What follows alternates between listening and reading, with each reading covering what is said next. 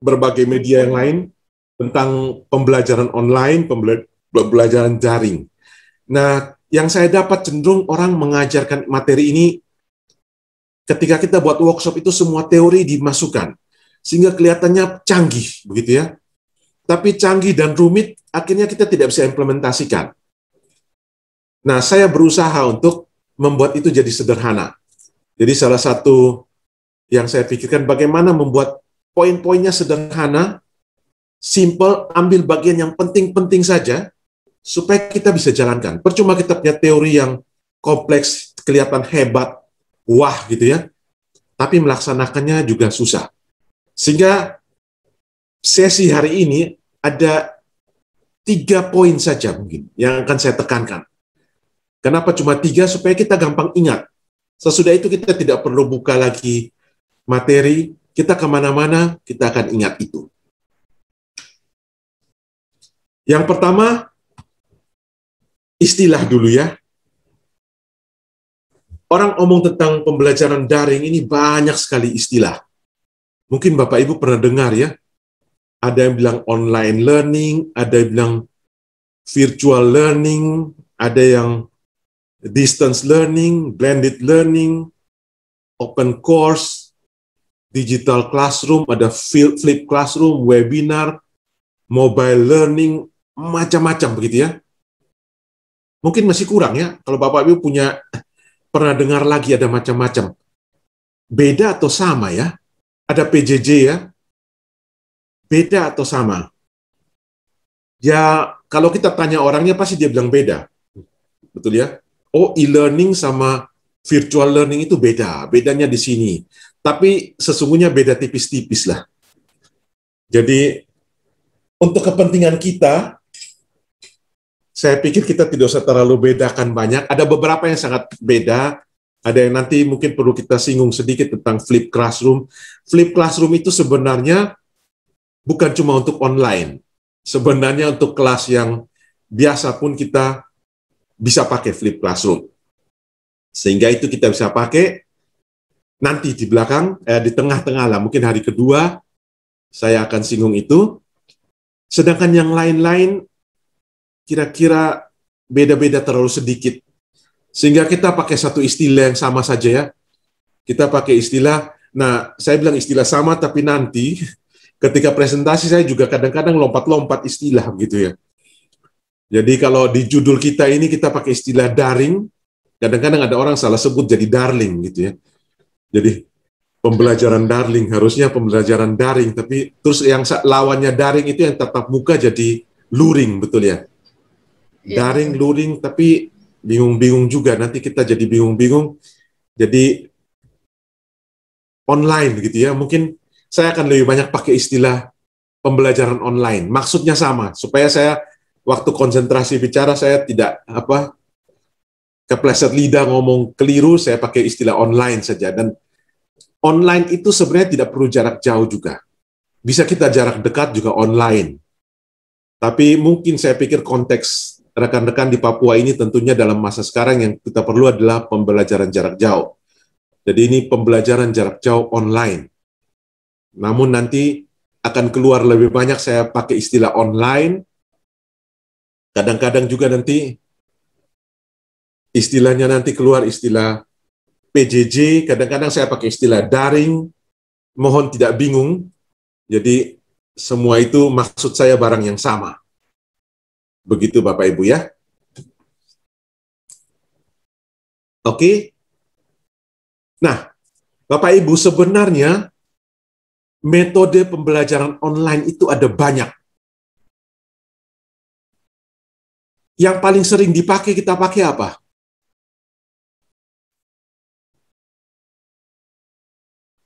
Ini Bapak Ibu ya. Ketika pandemi datang, apa yang terjadi? Rekan-rekan dosen di Ubaya, saya rasa di Ubaya sama di Papua, di Otto Gessler, kita kira-kira levelnya sama-sama saja, Bapak Ibu.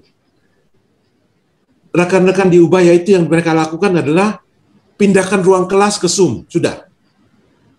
Jadi, mahasiswa tidak boleh masuk kampus, langsung Zoom 40 menit itu ya.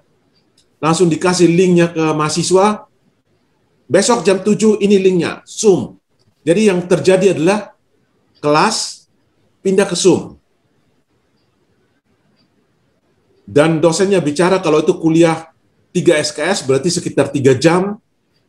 Dosennya bicara 3 jam. Sesudah itu lanjut kuliah berikutnya. Dosen berikutnya kirim link.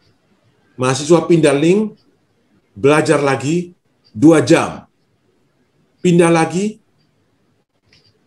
Nah, pertanyaan kita apakah benar pembelajaran online itu adalah pembelajaran yang kita pindah ke Zoom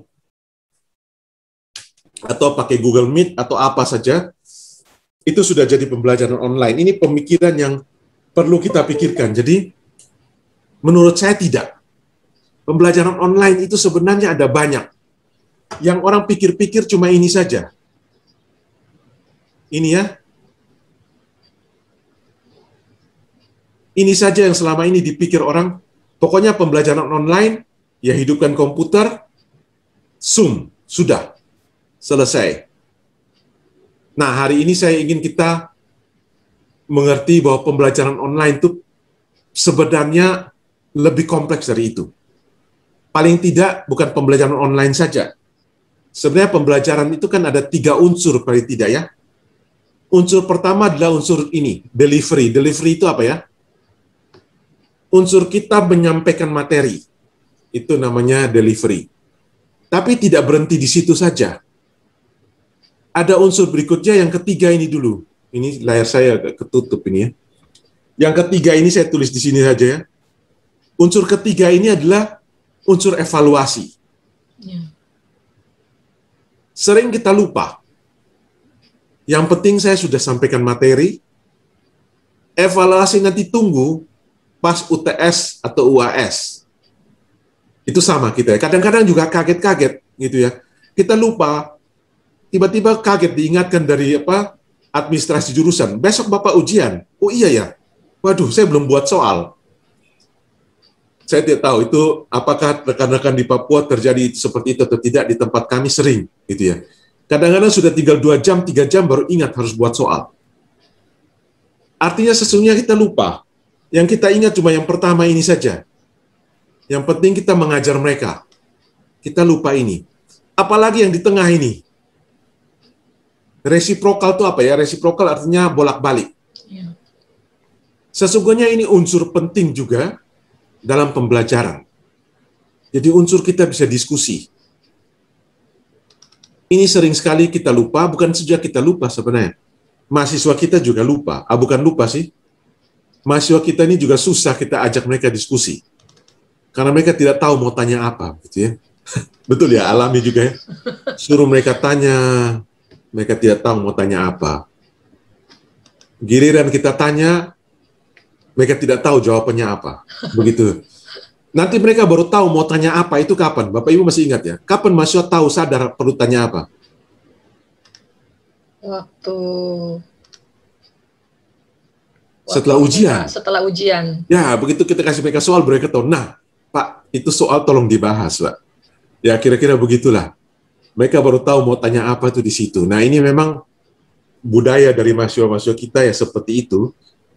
Tapi sesungguhnya ada 3. Jadi saya mau penekanan pertama ini adalah ada 3 unsur yang penting dalam kita mengajar. Yaitu unsur kita menyampaikan, unsur kita berdiskusi dengan mahasiswa, jadi kita dengar mereka omong, mereka bingung di mana, kita jelaskan ulang, dan sebagainya. Unsur ketiga adalah unsur evaluasi. Nah, saya yakin kita semua sudah tahu lah, kita semua dosen sudah tahu, cuma ini cuma mengingatkan saya dan mengingatkan teman-teman juga. Jangan lupa ketiga unsur ini. Dan evaluasi sebenarnya juga terbagi 2. Betul ya? Ada yang namanya formatif dan sumatif. Evaluasi formatif sebenarnya evaluasi kita kasih pertanyaan kepada mereka bukan untuk dapat nilai, tapi untuk mereka cek mereka sudah mengerti atau tidak. Kalau yang sumatif itu yang untuk dapat nilai. Nah, kelemahannya apalagi begitu online, cuma ini saja yang dikutak-atik. Ini saja. Jadi ini saja yang diurus. Mungkin kita sempat yang ini ya. Kirim buku, kirim link, sudah. Itu saja. Baik atau tidak? Ya baik. Pasti baiklah. Tapi kalau cuma itu, maka pembelajaran kita akan sangat terbatas. Sehingga Bapak Ibu sekalian, dari sini saya ingin tunjukkan bahwa kita punya banyak hal yang harus kita perhatikan. Oke, jadi gambar ini pertama saya ingin tekankan itu saja dulu ya. Nah, saya ingin maju sedikit, ada istilah sedikit. Ini. Mungkin Bapak Ibu sudah tahu lah. Istilah yang namanya, untuk online ini ya, ada asinkron dan ada sinkron. Saya izin sedikit, saya ambil air minum dulu ya. Agak batuk. Oh, silakan Pak.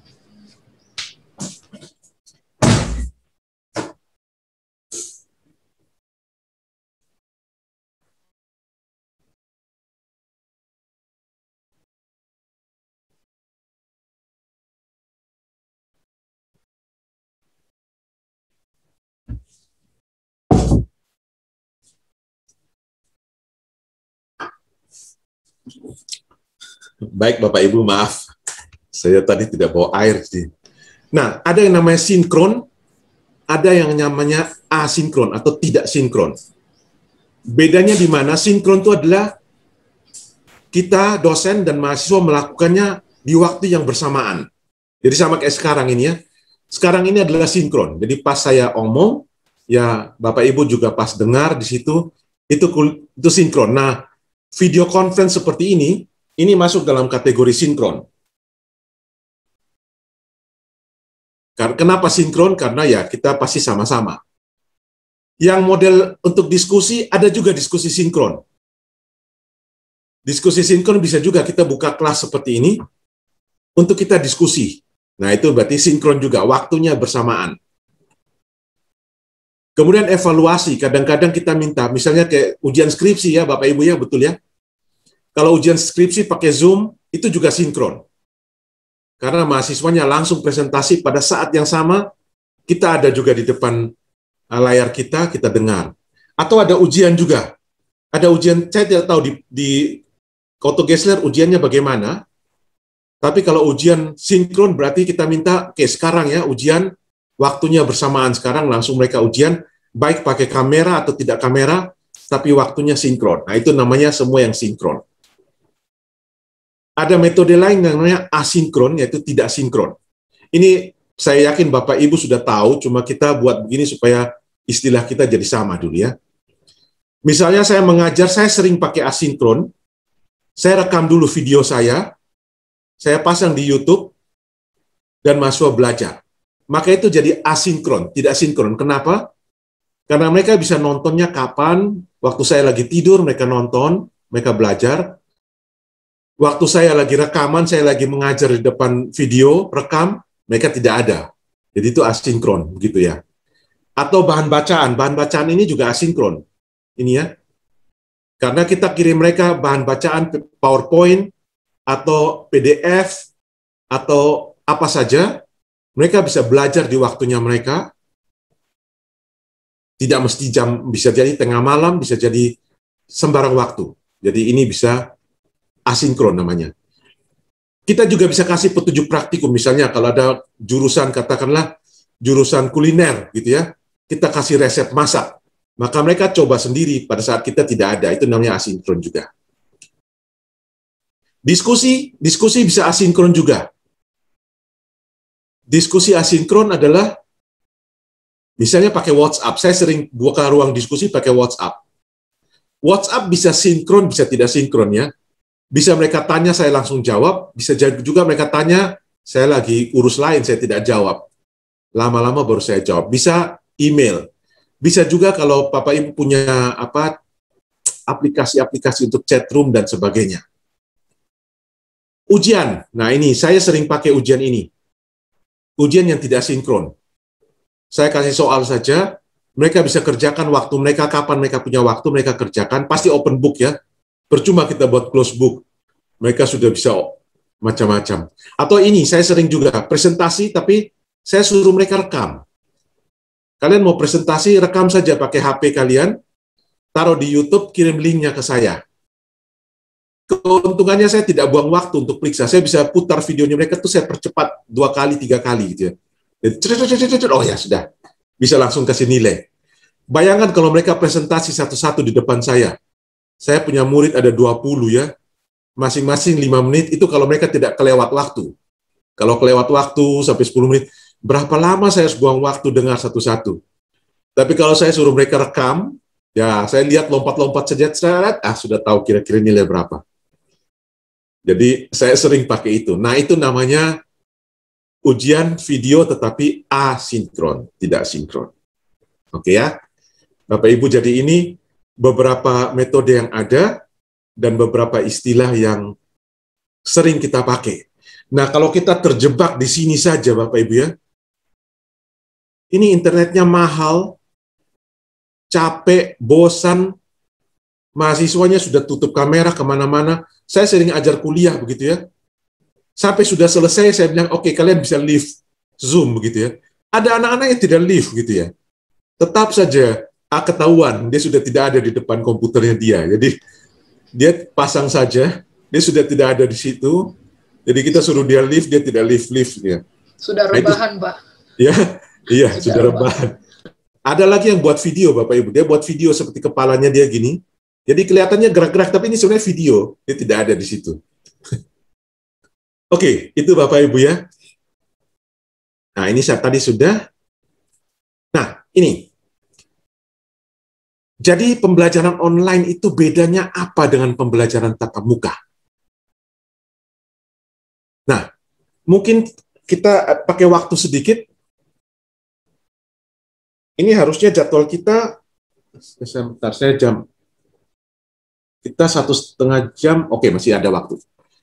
Bapak Ibu, saya ingin begini ya, pembelajaran tatap muka, faktor-faktor apa saja, baik positif, keuntungannya, kelemahannya, pembelajaran online, keuntungan, kelemahannya seperti apa, keterbatasannya, dari sisi mahasiswa, dari sisi dosen.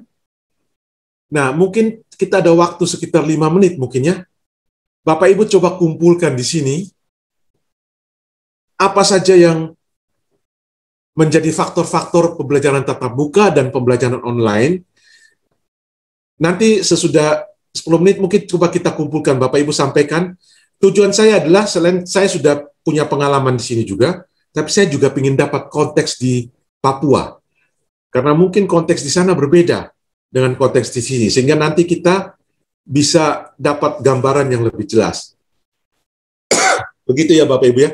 Jadi kira-kira 5 menit kita sama-sama coba pikirkan sendiri, nanti coba kita sampaikan perbedaannya di mana saja.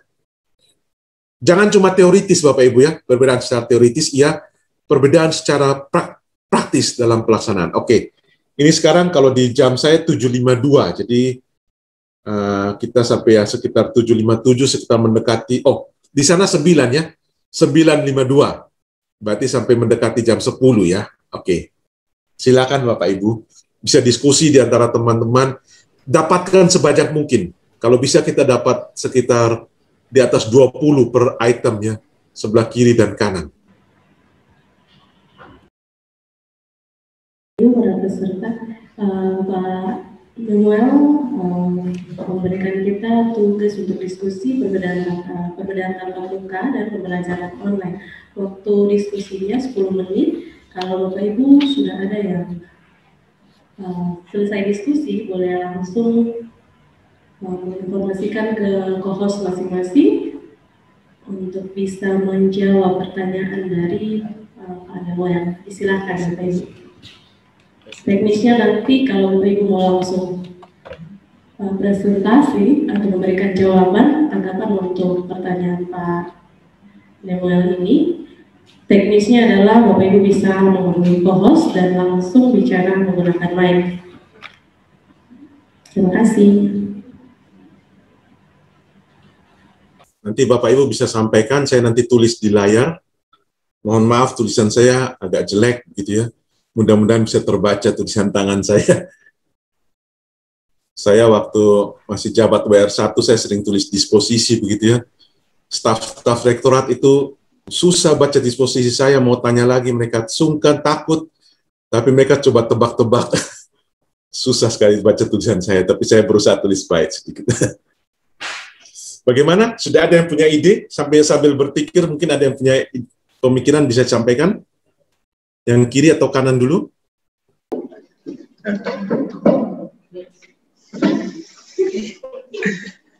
Dari Fakultas Sains dan Teknologi ada Pak? Ya. Oke, baik. Saya perkenalkan diri. Nama saya Akson Samarnyahan dari Fakultas Sains dan Teknologi. Di sini saya akan menyampaikan hasil diskusi kami.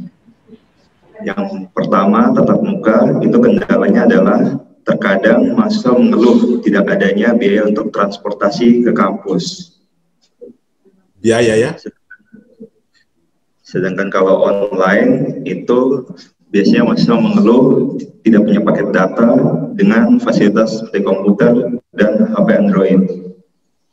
Terima kasih, Pak. Biaya jadi transport kalau tatap muka. Kalau ini internet. Kalau dialihkan biaya transport beli internet tidak cukup ya. Komputer mereka pakai HP ya. Lebih banyak rekan mahasiswa itu pakai HP atau pakai komputer ya untuk pembelajaran online.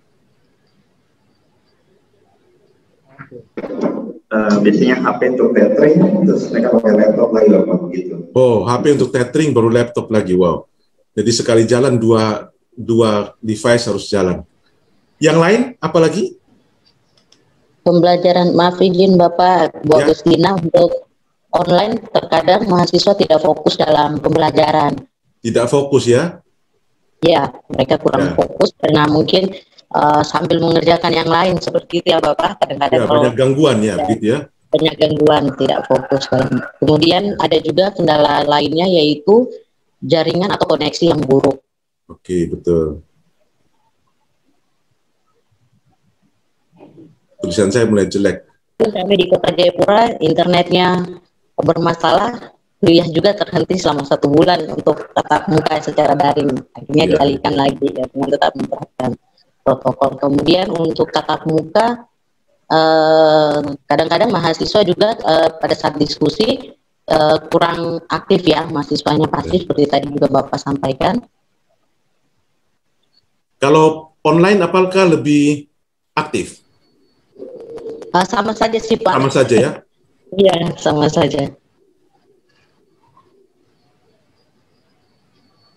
Ada teman saya bilang, kenapa kok dokter tulisannya jelek begitu ya?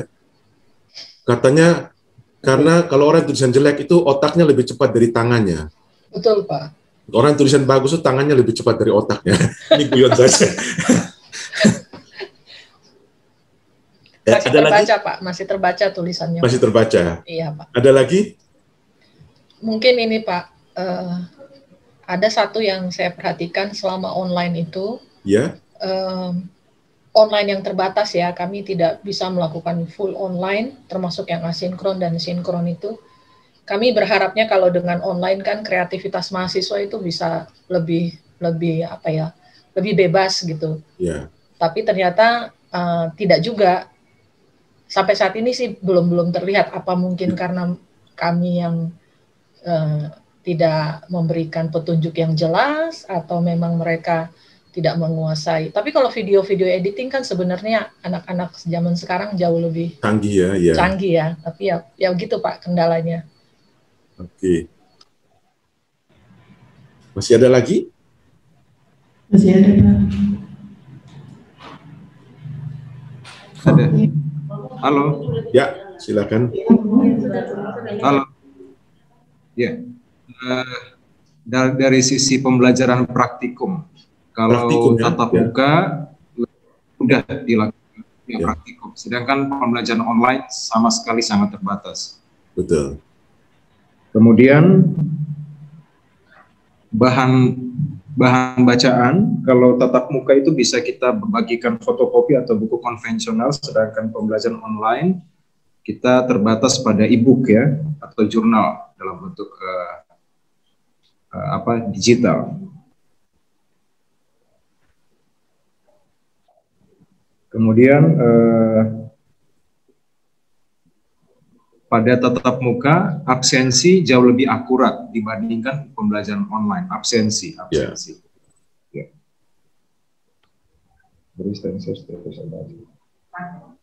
Ujian pasti lebih valid yang tatap muka ya? Ya, ujian lebih akurat.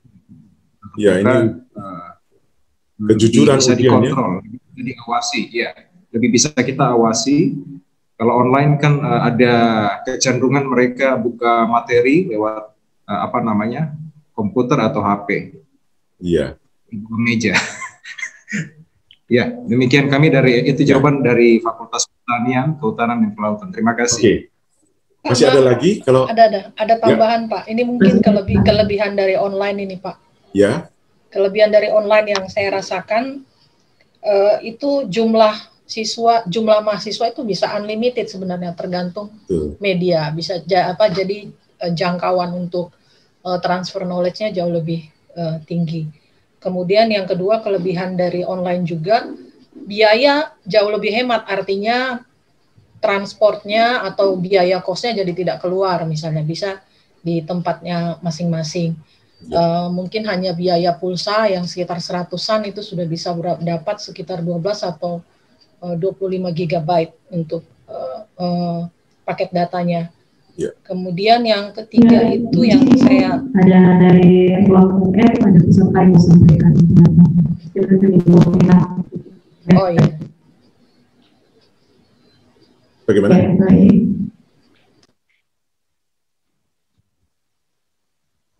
Ya, dari saya untuk pembelajaran online, menurut saya punya kelebihan seperti tadi yang sudah disampaikan oleh Indonesia. Kalau kesulitan ruang transport dia bisa melalui online saja, tapi itu juga membutuhkan fasilitas seperti HP Android atau iPhone. Nah, dari hasil evaluasi ada beberapa mahasiswa kita yang tidak punya HP Android atau iPhone, sehingga kadang itu menyulitkan mahasiswa untuk mengikuti pembelajaran secara online. Kemudian hal lain lagi, kalau pembelajaran secara tatap muka, itu mahasiswanya kita bisa kontrol secara langsung.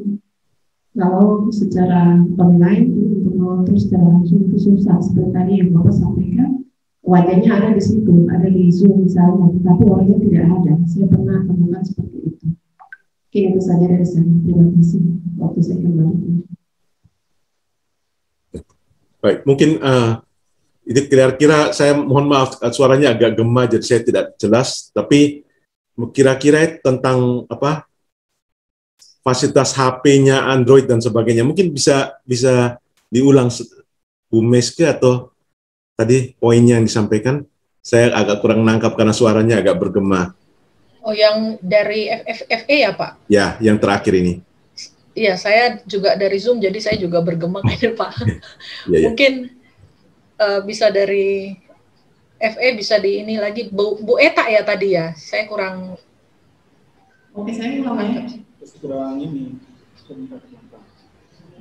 Nggak bisa dengerin. Suaranya bergema, jadi kami tidak jelas yang di Zoom. Baik, apakah sudah jelas Ibu Meske suara saya? Iya, enggak apa-apa, bersuara keras saja, Bu. Ya. Iya, baik, saya ulang. Ya, betul. Jelas. Sudah jelas ya, Bapak? Sudah. Siap. Silakan, Bu. Ya, untuk pembelajaran online, menurut saya itu punya kelebihan seperti yang tadi sudah disampaikan oleh Ibu Meske.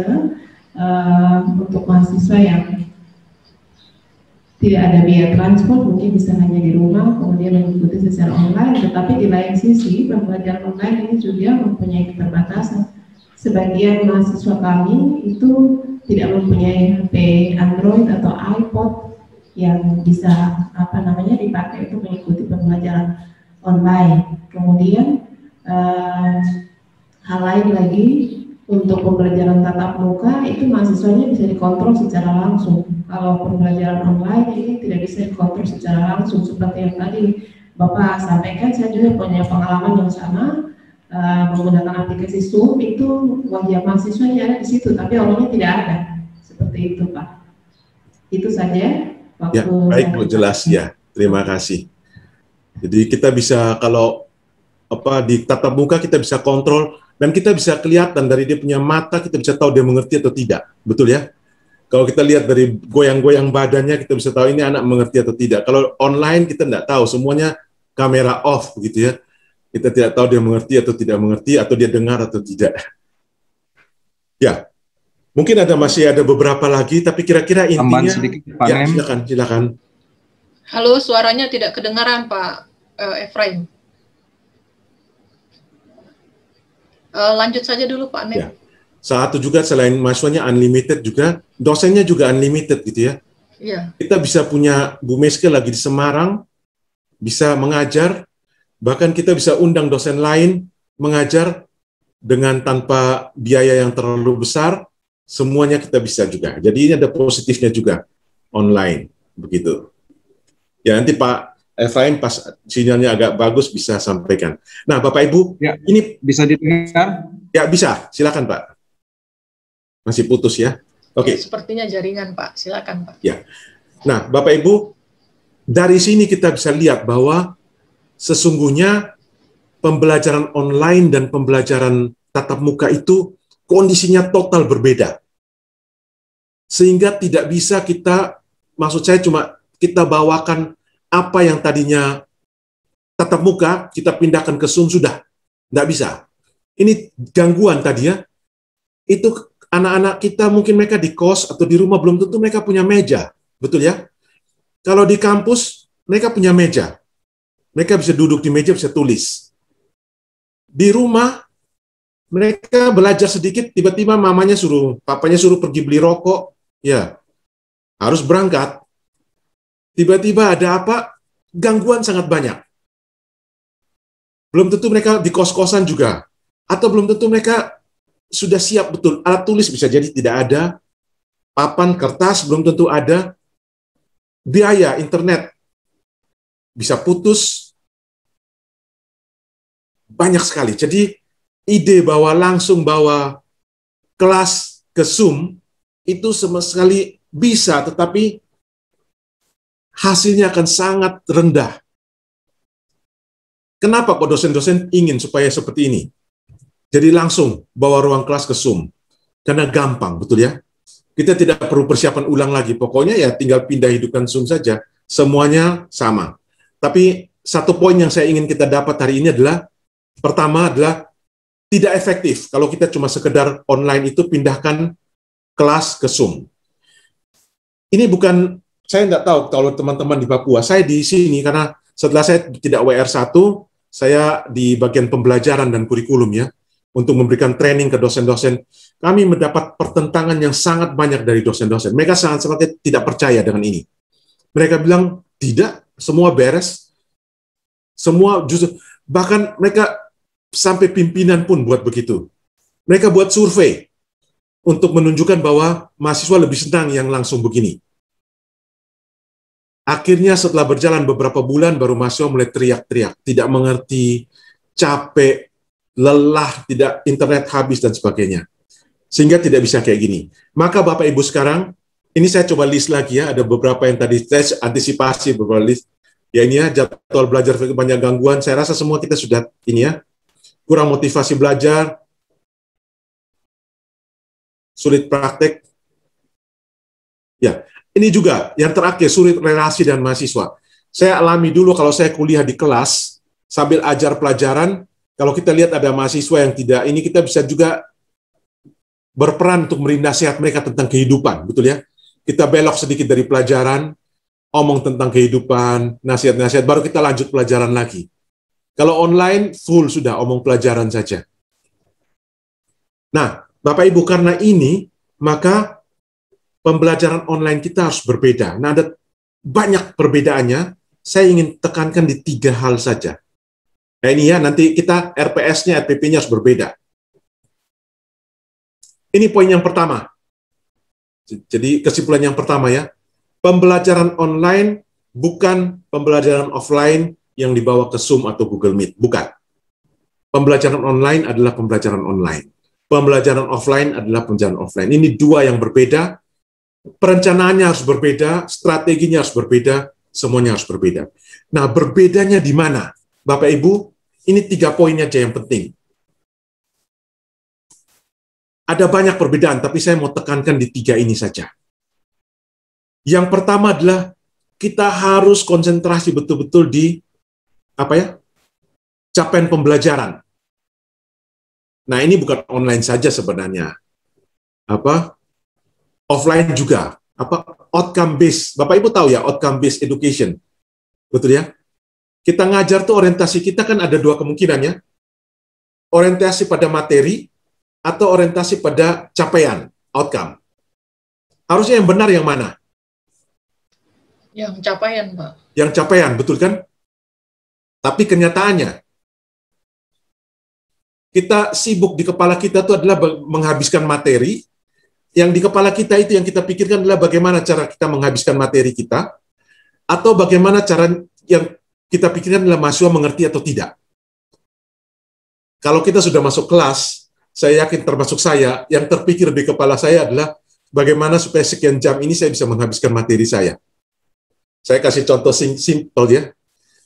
Misalnya, saya ambil contoh yang saya kenal aja, misalnya Bu Meske sama Pak Efraim atau Bu Esther misalnya ya. Katakanlah mengajar mata kuliah yang sama. Harusnya yang mengajar Bu Meske hari ini. Terus Bu Meske karena ada halangan, Bu Meske tidak bisa mengajar, terus Bu Meske telepon Pak Efraim misalnya. Pak Efraim bisa gantikan saya mengajar mata kuliah, katakanlah mata kuliah ekonomi makro hari ini tidak? Pak Efraim cek jadwal, oh ya bisa Bu. Kira-kira yang ditanyakan Pak Efraim kepada Bu Meske apa? Materinya, Pak. Ya, materinya apa Bu? Nanti Ibu Meske bilang, materinya ini. Oh ya, oke Bu, beres. Artinya kita konsentrasi di materi atau outcome? Kalau kenyataannya di materi nih, Pak. Kenyataannya kita, jadi sampai kita tidak akan tanya, outcome-nya apa? Jarang ya. Kalau orang ada pindahkan kita mengajar, tolong ngajar, ganti ngajar, kita tanya, outcome-nya apa? Enggak. Kita tanya materinya apa? Kenapa? Karena intinya kita menyampaikan materi saja. Nah, pembelajaran online itu sangat penting kita tekankan materi. Ini yang lebih penting, saya akan bahas banyak di sini, tapi ketiga ini adalah gangguan begitu banyak, jadi kita harus membuat mereka motivasi belajar ada terus. Jaga motivasi belajar mereka. Nah, itu semua terpusat di yang nomor 2 ini, Bapak Ibu. Granular ini. Maka saya akan jelaskan granular ini apa. Kira-kira begini, Bapak Ibu, granular. Kita kasih mereka pelajaran yang mana, yang kiri atau yang kanan? Kita langsung kasih dalam bentuk satu barang besar langsung. Kalau bisa mereka kunyah 1 kali, ya, selesai. 1 kali kita mengajar, di dalamnya nasi sebanyak itu, sudah semua ada mie, tempe, apa semua. Granular itu kita yang sebelah kanan, Bapak Ibu ya. Kita kasih porsi kecil-kecil. Tapi jangan porsi kecil-kecil tuh, sendok pertama nasi saja. Sendok kedua, nasi lagi. Sendok ketiga, nasi lagi. Nanti sudah terakhir baru mulai tempe, begitu ya. Jangan begitu. 1 sendok itu ada nasinya, ada sedikit mie-nya, ada sedikit tempe, sehingga mereka begitu kunyah 1 kali kunyah, mereka sudah dapat semuanya. Mereka dapat rasanya semua. Itu namanya yang disebut granular. Jadi granular itu sebenarnya butiran ya. Tapi maksudnya di sini adalah kita kasih kecil-kecil yang sudah langsung dapat semua. Ini kunci dari online. Mungkin kita sering alami kalau jadi jangan yang ini ya Bapak Ibu ya. Ini yang sering kita lakukan. Bapak Ibu, saya ambil contoh misalnya kalau di gereja. Kalau kita dengar pendeta kita khotbah di gereja.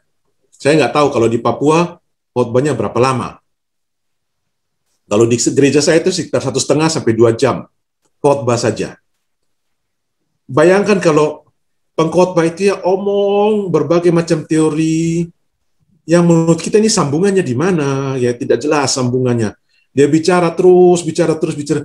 Nanti sudah 5 menit terakhir baru dia sampaikan simpulan dan aplikasi. Ini kita sudah tidur di sini ya. Ini Bapak Tua mau kemana begitu ya? Ini omong putar-putar, mau kemana? Tidak jelas. Ini yang kita lakukan di kelas.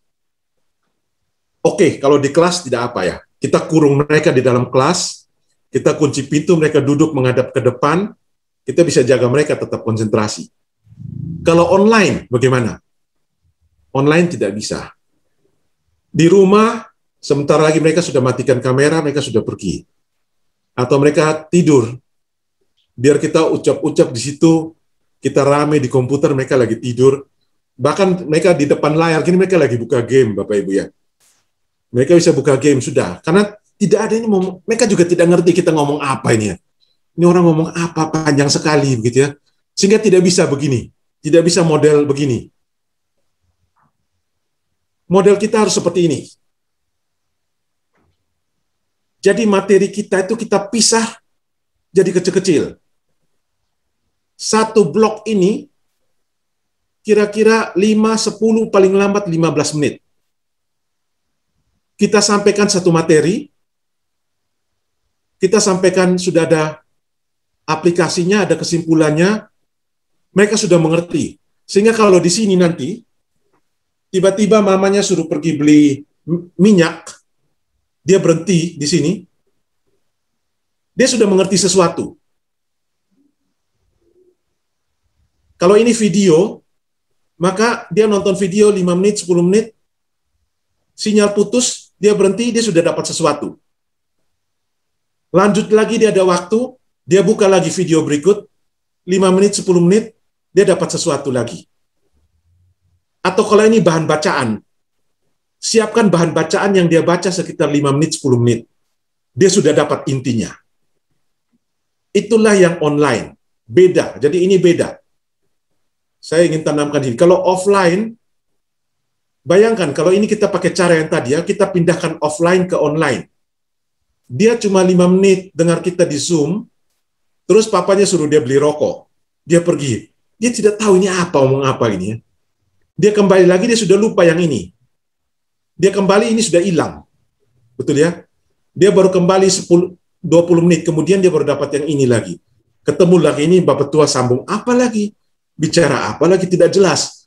Semua tidak jelas, akhirnya sampai di akhir dia tidak mengerti apa-apa.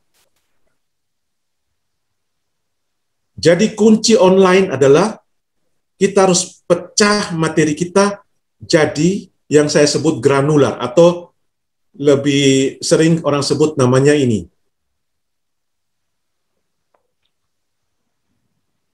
Mikro SKS. Aduh, ini ya.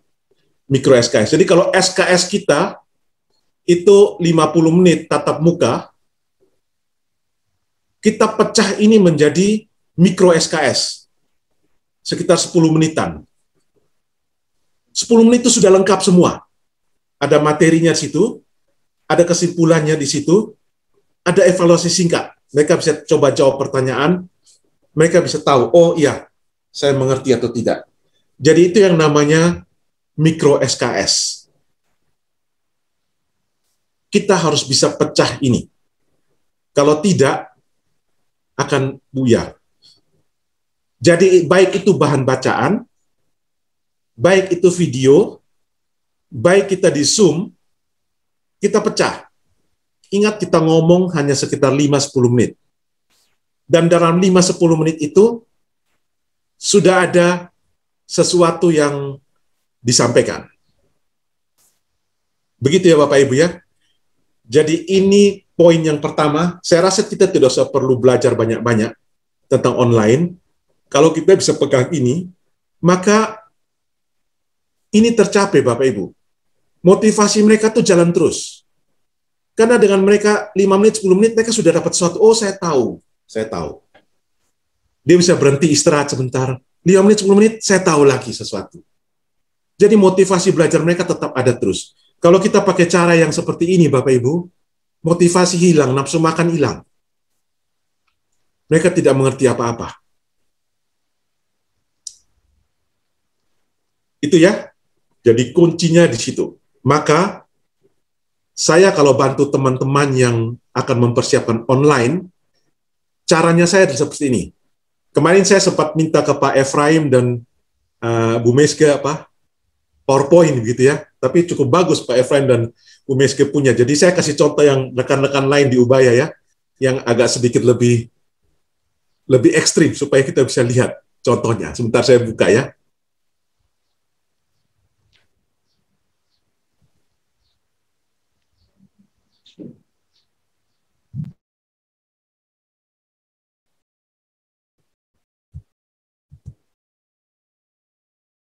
Oke. Ini kalau saya tolong teman-teman yang ada di kuliah untuk mempersiapkan online, saya bilang, oke, kamu mau ngajar online ya, saya minta coba lihat PowerPoint-mu. Terus dia tunjuk, ini PowerPoint saya. Ini teman saya ya. Ada berapa? Ada 30 PowerPoint untuk 3 jam kuliah ini. Terus saya coba lihat PowerPoint-nya. Oke, yang kedua, ketiga, keempat, kelima, wow. Oke. Terus sampai 30. Nah, maka pertanyaan saya, bisa nggak potong ini PowerPoint jadi segmen 5 menitan atau 10 menitan? Oke, potong ya. Potong jadi 5 menitan, 10 menitan. Sampai di mana bisa? Mulai kita sama-sama bantu potong. Akhirnya bilang, oh iya Pak, kira-kira slide 1 ini pasti, ini coba judul ya, pasti cepat gitu ya. Slide 2 ini 5 menit kira-kira Pak, bisa lebih, bisa 10 menit. Oke, berarti slide 1, slide 2, selesai, berhenti. Itu jadi satu paket ya. Maka kita buat materi slide 1, slide 2. Sesudah itu, buat soal kuis singkat untuk kasih mereka pertanyaan. Bukan pertanyaan untuk menilai ya, sekedar pertanyaan untuk mahasiswa evaluasi. Dia sudah mengerti atau tidak. Bu Meske ini saya lewat sedikit ya jadwalnya. Ya, harusnya kan kita break ini, tapi saya lewat sedikit ya. Iya, tidak apa-apa, Pak. Ya. Oke, jadi dia potong sini. Oke, saya potong sini, Pak. Ini 10 menit, Pak. Oke, betul. Jadi nanti potong ya. Slide yang ketiga. Keempat. Slide ketiga ini saya sudah 15 menit, Pak. Oke. Slide ketiga dipotong lagi jadi materi sendiri. Bisa, Kak, 10 menit sekaligus kasih contoh soal. Kalau ada arus begini, ada tegangan begini, resistansinya berapa? Jadi, mari caranya adalah kita ambil materi kita pecah-pecah dia menjadi materi yang kecil-kecil. Dan setiap materi kita buat, ini capaiannya apa? Oh, saya mau ya, kalau slide ini saya akan jelaskan dalam 10 menit. Capaiannya adalah mereka bisa hitung. Jadi kalau saya kasih V, saya kasih R, dia bisa hitung P. Saya kasih R, saya kasih V, dia bisa hitung I. Nah, itu capaiannya misalnya ya. Oke, saya buat soal, dua soal aja. Jika tegangan 12 volt, resistansinya 5 ohm, berapakah arusnya? Begitu. Oke, maka selesai jadi satu paket. Satu paket yang tadi. Ini yang kita kasih ke mereka. Baik waktu video, maupun waktu Zoom. Kita kasih ini, ngajar, kita omong sedikit 10 menit, kemudian kasih contoh soal, silakan kalian jawab. Mungkin kalau mahasiswa kita jawabnya via chat, bisa, atau via WA. Silakan kalian jawab via WA. Sesudah itu kita diskusi sedikit, maka dalam 15 menit, selesai, mahasiswa bisa istirahat sedikit, mereka sudah tahu sesuatu. Baru kita maju ke sini lagi. Begitu ya Bapak Ibu ya? Pak Nem izin Pak. Ya, silakan. Tadi Pak katakan akan dibuat seperti mikro SKS, ceramah aplikasi kesimpulan. Dan Pak kasih contoh tadi di dalam PowerPoint ini, ya. Misalnya ini dipecah dalam bentuk video atau dalam bentuk apa Pak? Bisa dalam bentuk video, bisa dalam bentuk kita zoom pun kita pecah. Jadi per 10 menit, 15 menit, itu satu sesi, sudah lengkap semua. Ada materi di situ, ada waktu kita simpulkan, ada waktu kita lemparkan pertanyaan evaluasi ke mereka, kita lihat mereka mengerti atau tidak. Jadi satu paket 15 menit ya, paling lama, itu sudah seperti satu SKS, satu mikro SKS. Jadi kalau kita berhenti di situ, internet putus di situ, mereka sudah dapat sesuatu. Begitu ya Bapak Ibu ya. Jadi bisa macam-macam. Ini saya kasih contoh ini ya Bu. Saya kasih contoh. Nah ini. Ini saya numpangkan di LMS di kampus. Ini pelajaran lain di atas ya.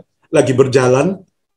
Saya numpangkan di sini tapi saya sembunyikan dari mahasiswa supaya mereka tidak lihat. Nanti mereka kaget tiba-tiba pelajaran ini kok jadi Pancasila. Pelajaran elektro kok bisa jadi Pancasila. Nah, ini ada dua macam misalnya. Saya materi ya, Pancasila sebagai dasar negara. Katakanlah saya kasih materi seperti ini, saya kasih besar sedikit ya. Saya klik ya Bapak Ibu ya. Ini materinya. Ada berapa halaman ini? 28 halaman. Ini mereka baca ini, Pancasila sebagai dasar negara, baca terus. 28 halaman. Untuk kuliah hari ini, 2 SKS misalnya ya. Terus saya juga tidak kasih ujian, nanti minggu depan kuliah lagi. Minggu depannya kuliah lagi, nanti sudah minggu kelima baru ujian. Bayangkan ya, itu sama dengan kita kasih mereka nasi yang tadi. Satu gepok gitu ya. Nah sekarang saya contohkan yang mikro SKS. Ini contoh lain. Saya pecah dia jadi 5 halaman. Jadi yang tadi ya saya buka gini, yang tadi dulu ya. Pancasila sebagai dasar negara, halaman 1, 2, 3, 4. Nah, sampai di sini, saya putus. Jadi satu paket. Kemudian yang ini hubungan Pancasila dengan UUD, 5 halaman lagi. Sampai sini saya putus jadi satu paket. Yang ini saya putus lagi jadi satu paket. Dan saya taruh di sini.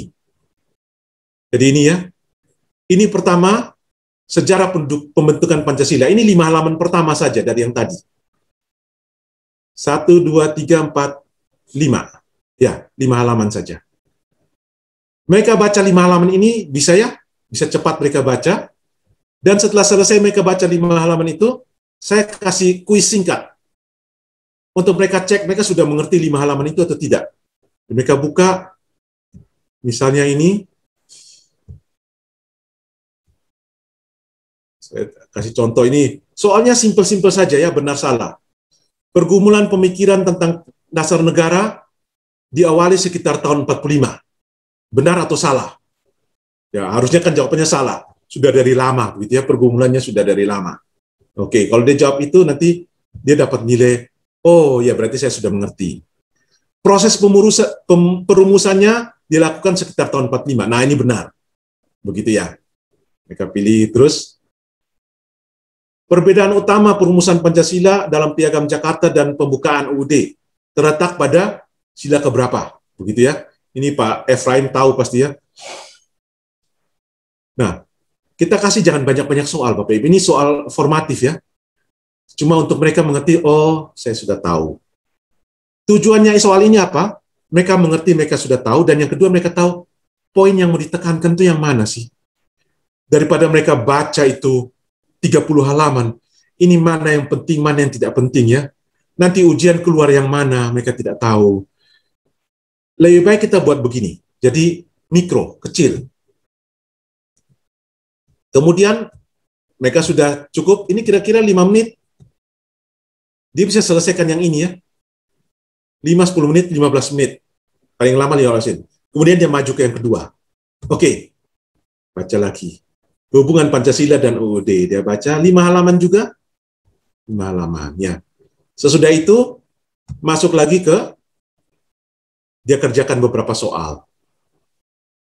Kalau di sini dia berhenti, jadi ini bahan bacaan ya, bukan video, bukan Zoom ya. Di sini dia berhenti, tidak apa.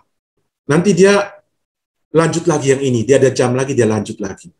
Dia lanjut lagi. Motivasinya akan lebih bagus yang mana?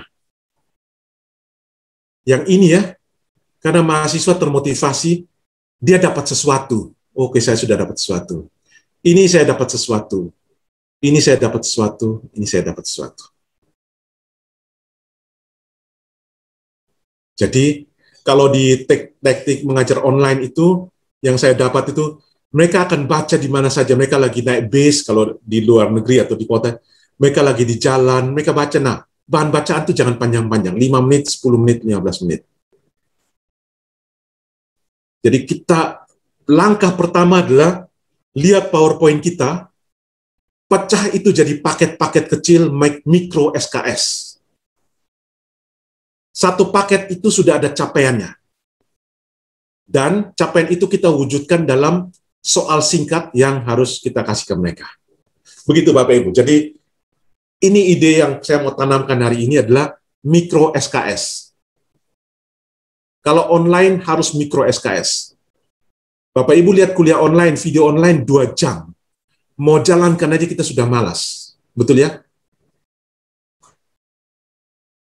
Kami tekankan video online itu paling lama 15 menit. Paling lama terpaksa kalau penurunan rumus 20 menit itu sudah paling lama. Oke. Ini karena jadwalnya harus kita break dulu. Silakan break. Pak, waktunya silakan Pak, kami mengikuti. Ya, atau Bapak Ibu silakan ya, kalau ada yang mau ke toilet dan sebagainya silakan sambil jalan saja. Betul ya? Sambil jalan saja supaya kita bisa lebih efektif. Jadi silakan seperti itu. Kalau mau tanya langsung. Jadi saya lanjut aja ya. Nanti di tengah-tengah kalau saya perlu minum juga saya permisi sebentar begitu. Oke. Jadi pecah jadi mikro SKS. 5 menit, 10 menit. Nah Bapak Ibu, untuk ajari ini ke dosen-dosennya, saya di Ubaya punya, tadi pertama kita ajari bahwa online itu bukan sekedar kelas yang dipindah ke Zoom, itu dapat pertentangannya minta ampun banyaknya. Jadi sekarang saya aktif di pusat kurikulum dan pembelajaran di Ubaya, begitu ya. Yang menentang itu banyak. Sampai perlu waktu 1 tahun lebih, baru prodi pimpinan itu bilang, oh ya betul ya, yang Pak Nemuel omong itu betul. Sekarang tolong kasih kami pelatihan, bagaimana pakai tools yang lain selain Zoom, gitu ya. Setelah 1 tahun. Jadi kalau Bapak Ibu mengalami itu, ya jalani. Sudah itu lagi Bapak Ibu, video-video yang dibuat dosen-dosen itu ya, videonya 2 jam, videonya 3 jam. Kami bilang, tolong Bapak Ibu ya, kalau buat video, pecah jadi 10 menitan, jadi paling lama 15 menitan. Wah, itu ditentang habis-habisan. Tolong bahan bacaan itu dipecah. Jadi bahan bacaannya, atau slide, PPT Bapak Ibu tolong dipecah. Jadi slide yang bisa dijalani, dipelajari dalam 10-15 menit. Waduh, itu juga. Sampai akhirnya setelah 1 tahun berjalan, baru iya ya, betul. Memang ini lebih efektif. Jadi teman-teman di Papua, poin yang pertama adalah, mari kita pecah materi kita online ke mikro SKS 10, 15, paling lama 20 menit. Bapak izin, ada yang mau bertanya dari Fakultas Ekonomi? Ya, silakan. Ya, Ibu Dwi, silakan. Ya. Bapak, saya mau minta klarifikasi saja terkait kelas online ini. Ya. Kan tadi Bapak bilang menjadi mikro SKS ya. Ya. Nah, kalau kita misalnya tatap muka online seperti ini, apakah artinya kalau misalnya pertemuannya dibikin mikro SKS yang harusnya 2,5 jam menjadi 10 menit, apakah itu artinya 10 menit break, lanjut lagi 10 menit break sampai 2,5 jam, atau 10 menit terus selesai, minggu depannya lagi baru 10 menit materi yang sama selanjutnya dari yang itu? Ya, baik. Terima kasih atas pertanyaannya. Ini pertanyaan yang baik sekali ya. Jadi ketika kita pecah jadi micro SKS itu, katakanlah 10 menitan, apakah 10 menit baru lanjut berikut? Ini yang Zoom ya. Yang Zoom ya, apakah 10 menit lanjut berikut? Kalau saya sih Tidak begitu ya, kalau tidak kita cari jadwal susah sekali ya. Jadi kita 10 menit evaluasi, sesudah itu kasih waktu jeda sedikit, entah kita buat refreshing atau apa, sehingga mereka segar lagi. 1 menit, 2 menit, kita lanjut lagi. Bisa. Jadi bisa seperti itu. Tapi kita harus ingat bahwa 10 menit itu mereka sudah dapat sesuatu. Jadi bukan sekadar 10 menit, ya ini sudah 10 ya, kita stop. Bukan begitu. Tapi 10 menit itu sudah ada inti sesuatu. Misalnya kalau kita ngajar, saya pakai contoh Pancasila ya, 10 menit itu mereka sudah dapat tentang, katakanlah, sejarah Pancasila. Mereka sudah dapat. Sesudah itu kita bisa jeda sebentar, 1 menit, 2 menit, kita lanjut lagi. Seperti itu. Jadi kalau kita stop untuk minggu depan lagi, bayangkan ya, kita waktu jadwal kuliah jadi kacau semua. Begitu ya. Nah, tapi memang, Bapak Ibu, wajar. Dulu kita di kelas, 2 jam kita bisa mencapai sebegini. Sekarang online, Bapak Ibu, tidak bisa. Tidak bisa mencapai sebegitu. Mau tidak mau kita harus berpikir bagian mana yang perlu kita buang, tidak jadi diajarkan, bagian mana yang kita harus komplain, itu mau tidak mau harus terjadi. Karena tidak mungkin, sangat tidak mungkin kita paksakan. Kalaupun kita paksakan selesai, Bapak Ibu, yang selesai itu materi kita. Tapi mereka tidak mengerti apa-apa. Ya percuma juga kan Bapak Ibu ya? Percuma, jadi kita puas. Otak kita sudah keluar semua, kita sudah curhat semua materi kita. Tapi mereka nol, habis itu nol. Terus gunanya apa, begitu ya? Dulu saya pernah bilang, ada mahasiswa saya ikut kuliah saya, 3 kali kuliah, tidak lulus-lulus. 4 kali ambil mata kuliah itu sudah 4 semester ikut, tidak lulus-lulus. Saya bilang, bagaimana kalau kamu begini ya? Semester pertama kali kamu kuliah sama saya itu ya, bab 1, 2 saja. Sudah. Kamu belajar semester depan kamu mengulang kan, bab 3, 4. Ya. Semester depan mengulang lagi, bab 5, 6. Semester depan, bab 7, 8. Nah, kamu ulang 4 kali, kamu sudah mengerti semua. Daripada kuliah pertama, bab 1 sampai bab 8, tidak ada yang nyantol. Tahun depan ikut lagi 1 sampai 8, tidak ada yang nyantol. Sampai sudah 4 kali kuliah saya, tidak ada yang nyantol. Percuma kan? Jadi, Bapak Ibu, kita harus, kalau online memang kita harus duduk lagi, pikir mana yang sungguh-sungguh penting, mana yang tidak. Kita harus geser. Karena pasti waktu yang terbuang banyak ya. Tadinya 2 jam kita bisa cover 30 halaman. Bapak Ibu tadi lihat ini ya. Ini ya, yang teman saya punya bahan kuliahnya. Ini saya juga bayangkan, wow, super ya. 2 jam bisa menghabiskan ini semua ya. Ini saja ya, slide berikut ini aja. Ini perlu 5 menit sampai 10 menit. Kita jelaskan ada pembangkit PLTU, ini ada saluran transmisi, ada masuk ke rumah-rumah, harus ada trafo. Jelaskan ini 10 menit. Kalau kita mau mereka mengerti. Yang ini, wah ini lama ini. Apalagi yang ini. Nah kalau kita mau semua ini 30 slide, ini jalan dalam 2 jam, dijamin mahasiswa tidak ngerti. Dijamin mereka pulang 0. Mereka cuma ingat halaman depan ini. Siapa yang ngajar hari itu? Sudah itu saja. 0 pasti. Sehingga ya kita harus pikirlah, mungkin ya untuk materi kuliah ini ya saya berhenti di sini sama si ini, sudah. Yang lain ya atau sampai di sinilah, sudah ya. Begitu. Jadi kita tidak bisa mencakup semua. Begitu Ibu ya. Tadi pertanyaan kira-kira seperti itu. Menjawabkah pertanyaannya? Izin Pak Nem mau bertanya? Iya, silakan Pak. Ya, Ibu Novik. Ya, terima kasih Bapak. Perkenalkan saya Novita dari Fakultas Pertanian, Kehutanan dan Kelautan. Iya. Saya ingin bertanya yang pertama terkait kalau kita mau menggunakan metode dengan asinkronus tadi. Misalkan kita sudah rekam video, kemudian kita upload, nanti kita berharap kita Aku mahasiswa kita nanti akan nonton video kita atau mempelajari dari video tutor yang kita sudah share. Nah, bagaimana kita mau memastikan apa yang kita sampaikan itu tersampaikan ke mahasiswa tadi kalau dengan metode asinkronus tadi itu.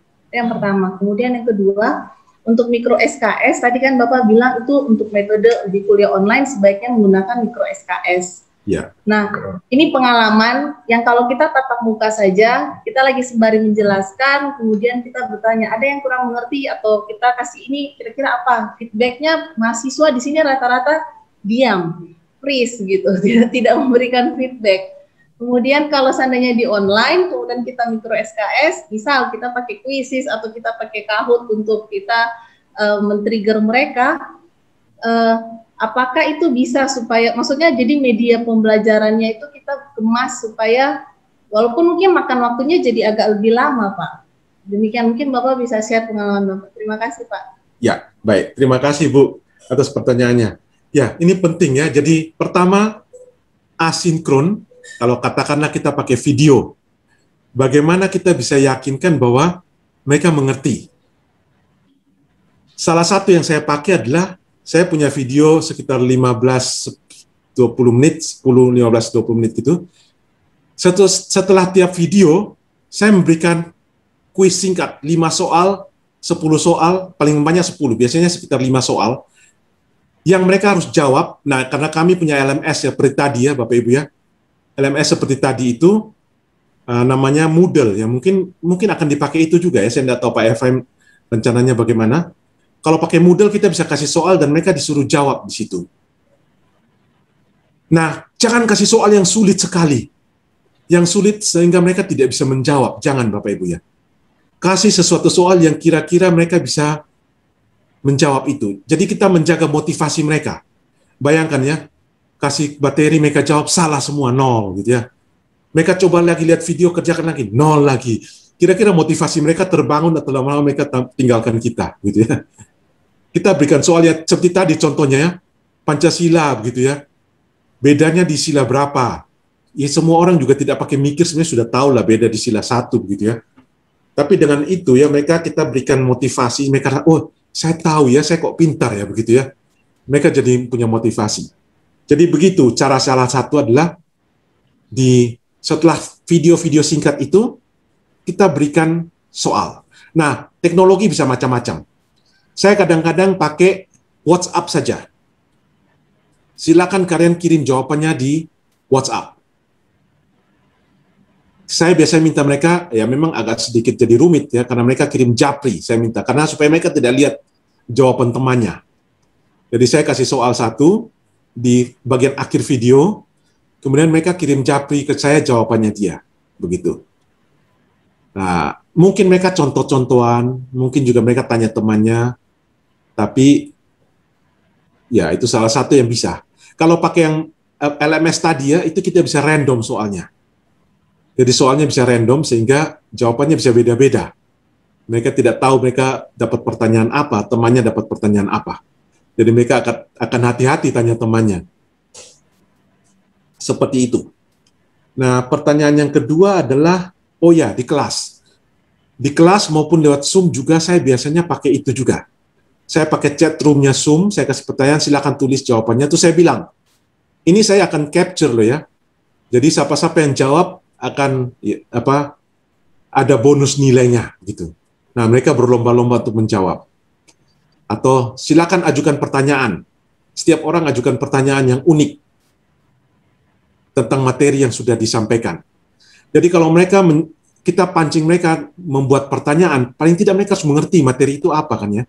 Kita bukan kasih soal untuk tanya, untuk mereka jawab. Seperti tadi Pancasila ya, hubungan Pancasila dan UUD. Sesudah itu pertanyaannya adalah masing-masing mahasiswa buat satu pertanyaan tentang topik itu. Nah, kalau mereka buat pertanyaan itu, pasti mereka akan mengerti dulu. Dan pertanyaan yang makin unik, makin mendalam, nilainya makin tinggi. Wah, itu mereka akan berlomba-lomba untuk buat pertanyaan. Mereka akan ketikkan pertanyaan. Kira-kira itu yang biasa saya pakai. Nah, saya tidak tahu konteks di Papua, di Otto Gessler bagaimana, tapi itu biasanya yang saya pakai. mereka terpancing. Sebenarnya bukan pertanyaan yang penting sih. Pada ujung-ujungnya hampir semua yang kirim saya langsung kasih nilai baik begitu ya. Tapi saya memancing seperti itu supaya mereka terstimulasi. Baca lagi, baca lagi. Tapi jangan bacanya 30 halaman, Bapak Ibu. Yaitu namanya kita bunuh mereka. Suruh mereka baca 30 halaman buat 5 halaman saja. Dan mereka jadi mikro SKS. Ingat, mikro SKS. Begitu menjawabkah pertanyaannya? Selamat siang Pak, saya juga mau tanya sebentar. Ya, Bu Andriani. Terima kasih atas waktunya. Saya Ibu Andriani, dosen dari Prodi Sistem Informasi. Pak, di sini yang saya mau tanyakan itu adalah kriteria penilaian untuk kuliah offline sama online itu, Pak. Ya. Kira-kira yang pas itu yang seperti apa? Itu aja Pak pertanyaan saya. Kriteria penilaian hasil akhir nanti untuk kita memberikan nilai kepada mahasiswa. Ya, baik. Ya, oke, terima kasih Pak waktunya. Terima kasih ya. Nah, memang kesulitan terbesar kita dengan kuliah online itu adalah evaluasi. Karena susah sekali kita menjamin bahwa mereka kerja sendiri. Sehingga saya ajak kita teman-teman dosen itu jangan konsentrasi di nilai, tapi konsentrasi di bagaimana mereka mencapai capaian pembelajaran. Jadi kita tadi ya buat mikro SKS supaya mereka mencapai. Ketika kita mengajar tadi Pancasila, terus kita membuat mereka coba karang pertanyaan tentang hubungan Pancasila dan UUD.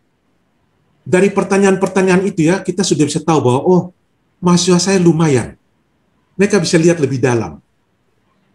Begitu ya. Di sistem informasi kita bisa kasih beberapa soal, mungkin kalau sistem informasi bisa program ya. Bisa program atau bisa kasih contoh, ini program ini salahnya di mana. Nah, misalnya seperti itu ya. Memang kita tidak bisa menilai secara efektif, akurat. Tapi kalau anak-anak itu motivasi belajarnya kita bisa bangkitkan, dan akhirnya mereka mencapai, itu sudah sukacita bagi saya. Bahwa nanti nilainya mereka akhirnya, ya kita tidak bisa akurat, objektif, ya yang bodoh harus nilai rendah, tidak bisa, tapi paling tidak yang niat akan dapat nilai baik, itu bagi saya sudah sesuatu yang lebih penting. Nah, selain itu saya sering sekali memakai video, tapi satu kali saja Bapak Ibu, jangan video tiap minggu ya. Mahasiswa itu juga komplain. Mereka harus buat video presentasi tiap minggu itu komplain. Saya cuma cukup di 1 semester 2 kali saja. Saya minta mereka kumpulkan, misalnya kamu jelaskan tentang satu soal, tapi jawabannya kalian jelaskan. Rekam video 5 menit dengan HP kalian, kirim ke YouTube, linknya kasih ke saya. Saya mau lihat kalian jelaskan tuh. Kalau mereka jelaskan tuh kita bisa punya feeling ya Bu ya, Bu Andre. Kira-kira ini dia hafalan atau dia mengerti. Ya ada mahasiswa yang pandai juga ya. Bisa tampangnya seperti tampang hebat padahal dia cuma hafalan, ada juga. Tapi dan kalau pakai video itu keuntungannya tadi kita bisa play dengan cepat. Kita lompat-lompat ya. Anak ini ngerti. Kita kalau suruh mereka presentasi satu-satu, wah itu susah. Tapi video. Jadi itu salah satu cara, Bu. Tapi saya biasanya lakukan itu 1 semester 2 kali saja. Jadi di UTS atau UAS, selain ujian tertulis sekarang kalau online, Bu, kira-kira nilai mereka mirip-mirip. Karena mereka ya, kita tidak bisa menghindar mereka contoh-contohan. Mereka screenshot, kirim ke temannya, jawabannya. Tidak bisa dihindari itu. Tapi saya tambahkan satu unsur, mereka buat video singkat 5 menit, jelaskan tentang topik itu. Kadang-kadang saya nggak lihat semua juga, Bu. Kalau mahasiswanya banyak. Gitu ya. Saya juga, ini rahasia kita saja ya, kita belum punya waktu untuk lihat semua juga. Tapi kalau kita sudah punya, kira-kira lah, kalau mahasiswa itu aktif ya di kelas, ketika kita mikro SKS itu ya, kita suruh dia tanya, kita sudah tahu lah mahasiswa ini berapa. Kita lihat sepintas, oh dia kumpul gitu ya. Bisa lah. Begitu Bu Andriani. Oke, baik Pak, terima kasih Pak. Tapi kadang-kadang itu ada persentase, kalau kita kuliah offline itu ada persentase absensi, kemudian tugas, UAS, UTS. Nah itu seperti apa Pak kalau misalnya kita mau buat kriteria, kadang-kadang di RTS itu kan kita harus membuat poin itu, rencana pembelajaran itu nanti penilaiannya seperti apa, ada prosentasenya, absensi sekian, tugas, UTS, UAS. Nah itu mungkin kalau yang di online ini dikemas seperti apa ya Pak? Kalau saya, ini macam-macam ya, tapi kalau saya ya betul, sama saja. Saya tekankan juga kehadiran dan kumpul tugas, kerjakan kuis. Itu bagi saya itu adalah sesuatu, saya selalu bilang begini ke mahasiswa, kalau kalian kehadirannya 100%, kalau semua tugas kalian kerjakan, maka kalau kalian sampai tidak lulus, itu yang salah saya. Paling tidak kalian harusnya dapat C. Kalau kalian sudah hadir terus, kumpul semua tugas, kerjakan semua, terus tidak lulus, kan yang salah dosennya. Tapi kalau kalian tidak hadir satu kali, atau sampai satu kali saja, tidak kerjakan tugas, sampai saya lepas tanggung jawab loh ya. Nah, jadi dengan begitu ya kita masukin dalam unsur nilai juga. Boleh, dalam unsur nilai, tapi biasanya seperti itu ya, mereka akan lihat, kalau anak yang tidak lulus, begitu mereka mau komplain, saya tinggal tunjuk ini loh tugas kamu nggak kumpul. Kamu nggak kumpul ya saya sudah tidak bisa tanggung jawab kamu punya kelulusan. Ya begitu ya. Jadi boleh Bu, jadi kita masukkan itu. Karena itu salah satu penting ya, kita tahulah anak-anak kita masih kejar argometer kan ya. Mereka, yang penting mereka dapat hadir. Jadi itu kita pakai untuk supaya mereka tunjuk muka lah. Begitu paling tidak mereka tunjuk muka. Tapi lebih inti adalah kita konsentrasi di learning outcome-nya. Dan learning outcome itu buat mikro, kecil. Begitu. Ada lagi kah pertanyaan? Terima kasih Pak atas jawabannya.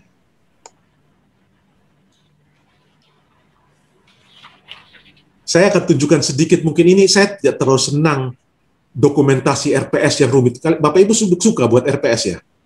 Saya tidak terlalu suka buat RPS gitu ya, kadang-kadang terlalu rumit, formatnya terlalu jelimet gitu ya, tapi kadang-kadang memang kita harus buat begitu. Jadi ya kita buat saja. Saya contohkan misalnya bedanya RPS, ini tadi sampai di mana? Nah ini RPS yang tatap muka. Saya contoh salah satu ya. Minggu pertama, ini mata kuliah saya, mohon maaf saya pakai contoh mata kuliah saya coba yang Pancasila dan sebagainya, tapi saya kurang menjiwai. Jadi saya pakai contoh yang mata kuliah saya saja, mudah-mudahan bisa dapat gambarannya lah. Kalau RPS dulu saya tulis singkat saja, 1 minggu begini ya. Capaian pembelajarannya apa? Mahasiswa dapat menulis persamaan, dapat menggambar sinyal. Jadi bisa tulis persamaan, bisa gambar sinyal. Bahan kajiannya ini bab 2, saya sudah punya bukunya.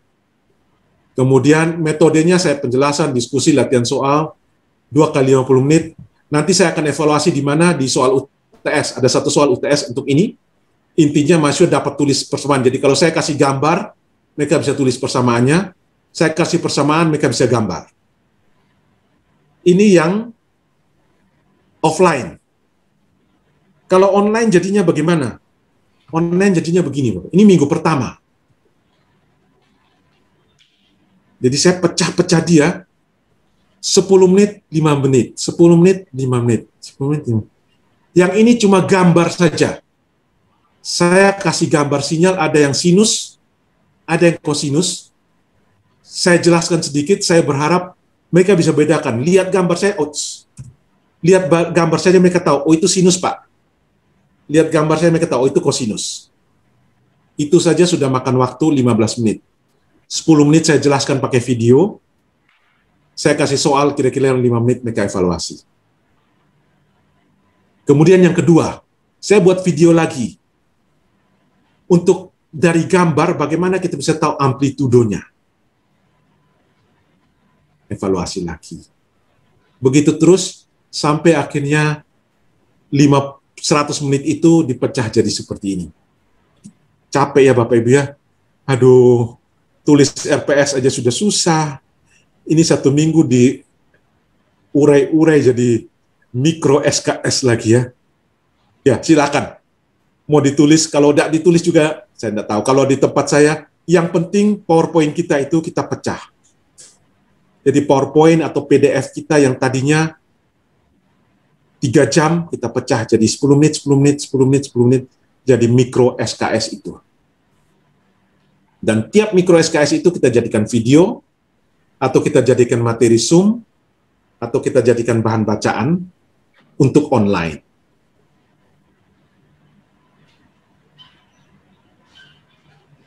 Nah ini ya, Jadi take away apa ya?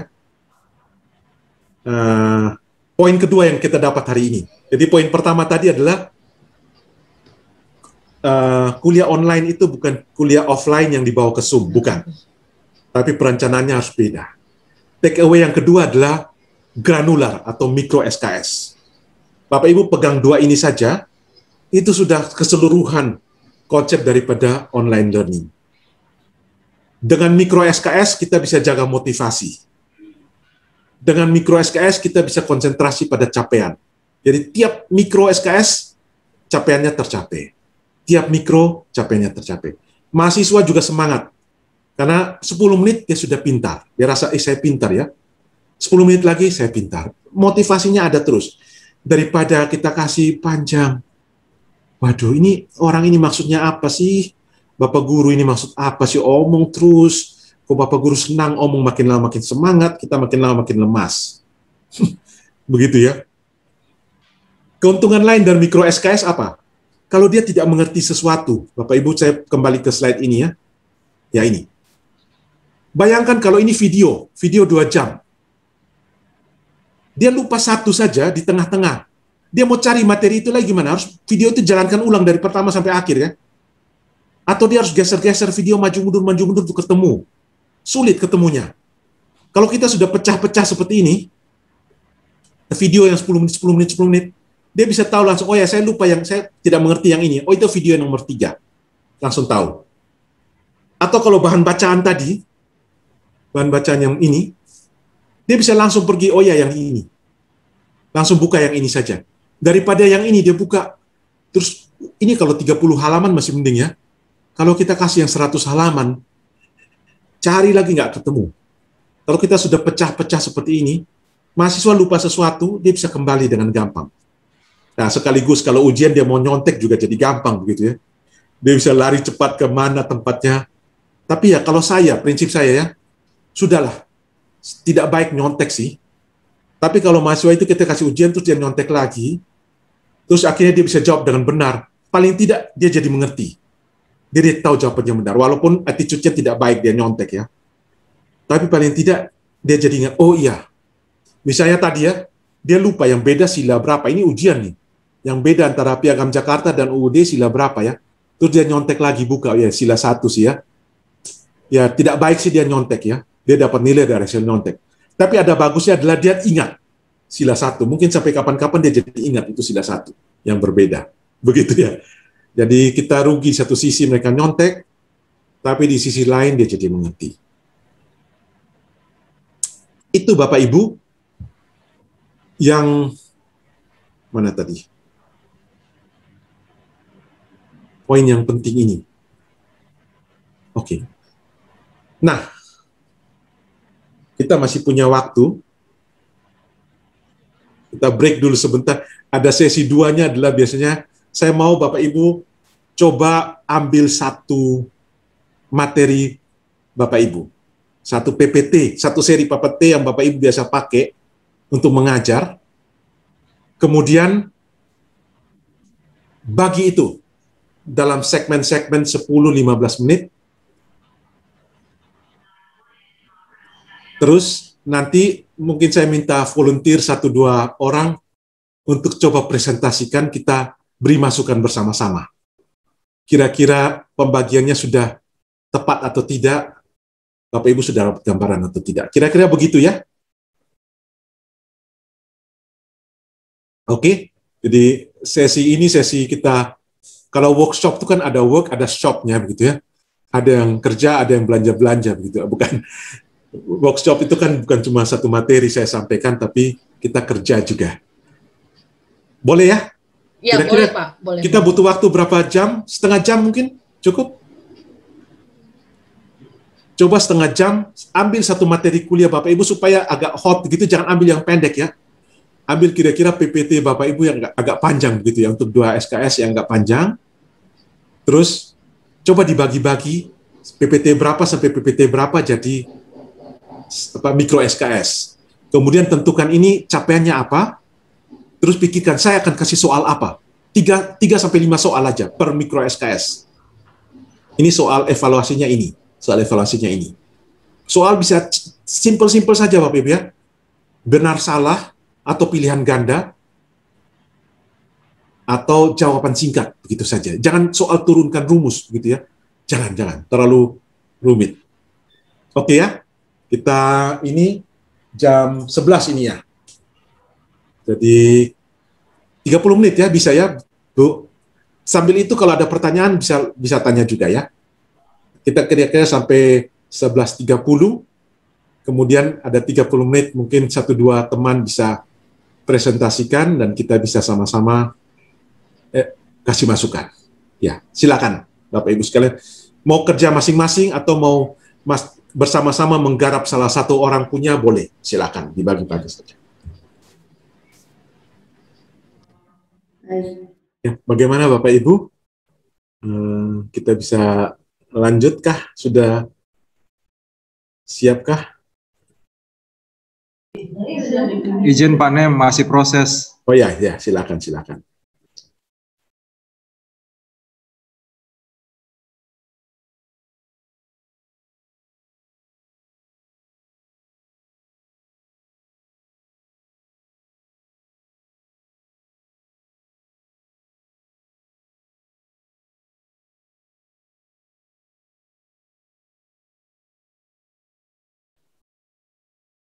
Tidak usah keseluruhan 2 jam, yang mungkin potongan-potongan yang pertama saja, 5 menit, 10 menit pertama, jadi potongan-potongan awal saja, supaya kita bisa sama-sama tahu, jadi karena kita coba bersama, jadi kita tahu, oh iya, begini kira-kira caranya memotong dari bahan ajar yang tadinya 2 jam atau 3 jam, kita potong jadi 5-10 menitan.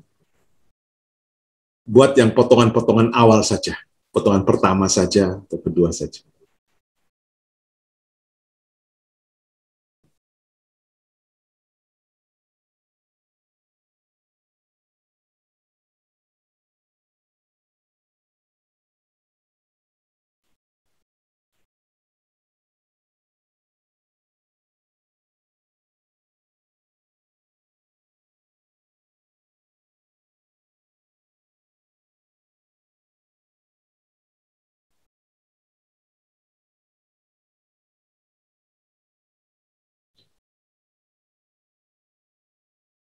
Dikerjakan ya Pak Ibu, kalau yang sudah bersedia. Oke. Waktunya tinggal 10 menit lagi Bapak Ibu. Ya.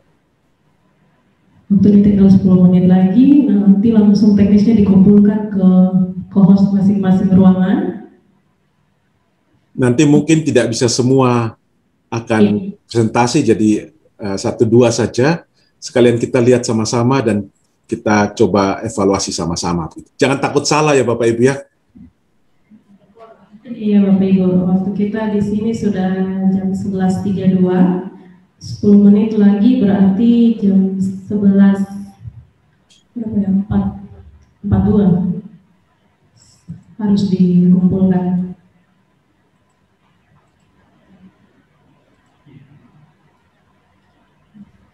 Nanti tolong co-host dari masing-masing ruangan, kalau Bapak Ibu dari masing-masing ruangan, co-host kalau sudah ada yang mau dikumpulkan, silakan langsung di-copy. Permisi Bapak, izin. Ya. Dari kami ada yang mau presentasikan, bisa. Oh, atau supaya waktunya efektif, sambil yang lain masih kerjakan, yang mau presentasikan boleh ya, biar kita bisa mulai. Baik Bapak. Siap, gitu ya. Terima kasih. Ya, boleh. Mungkin ada yang sambil yang masih mengerjakan bisa kerjakan, terus yang sudah mau presentasikan silakan presentasi. Jadi presentasi singkat saja. Yang ditunjukkan adalah ini bahan awal untuk yang kelas tatap muka. Bahan awalnya seperti ini. Kemudian saya potong menjadi mikro SKS yang pertama yang ini. Nah, tiap mikro SKS itu capaian pembelajarannya apa? Saya akan jelaskan kira-kira begini, saya akan kasih pertanyaan kira-kira begini. Nah, itu saja. Jadi simpel-simpel saja ya. Oke, silakan siapa yang mau duluan? Silakan Pak, saya dari FSD. Baik, apakah suara saya terdengar dengan jelas? Jelas. Jelas. Terima kasih. Izin, saya ini materi kami dari Prodi Biologi. Kebetulan karena materi ini materi yang umum untuk kami di dosen biologi. Jadi kami memilih materi fotosintesis karena ini slide terpanjang, ada 36 slide. Dan kami coba untuk memisahkan dengan seperti yang tadi Bapak arahkan, ada setiap materi yang dipecahkan ada capaian pembelajaran atau output dari setiap materi. Ini kami coba ada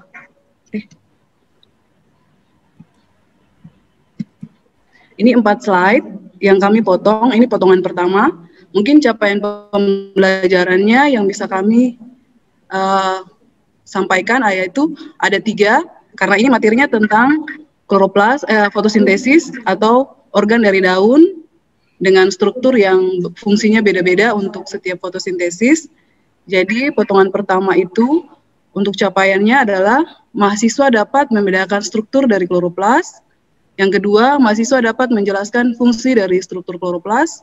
Yang ketiga, mahasiswa dapat menyebutkan pengertian dari fotosintesis. Seperti itu Bapak, izin. Ya. Kira-kira Bu, setelah selesai itu kan kita kasih soal ya. Kasih mereka soal. Kira-kira soal apa? Pertanyaan, ada berapa pertanyaan yang misalnya 2 atau 3?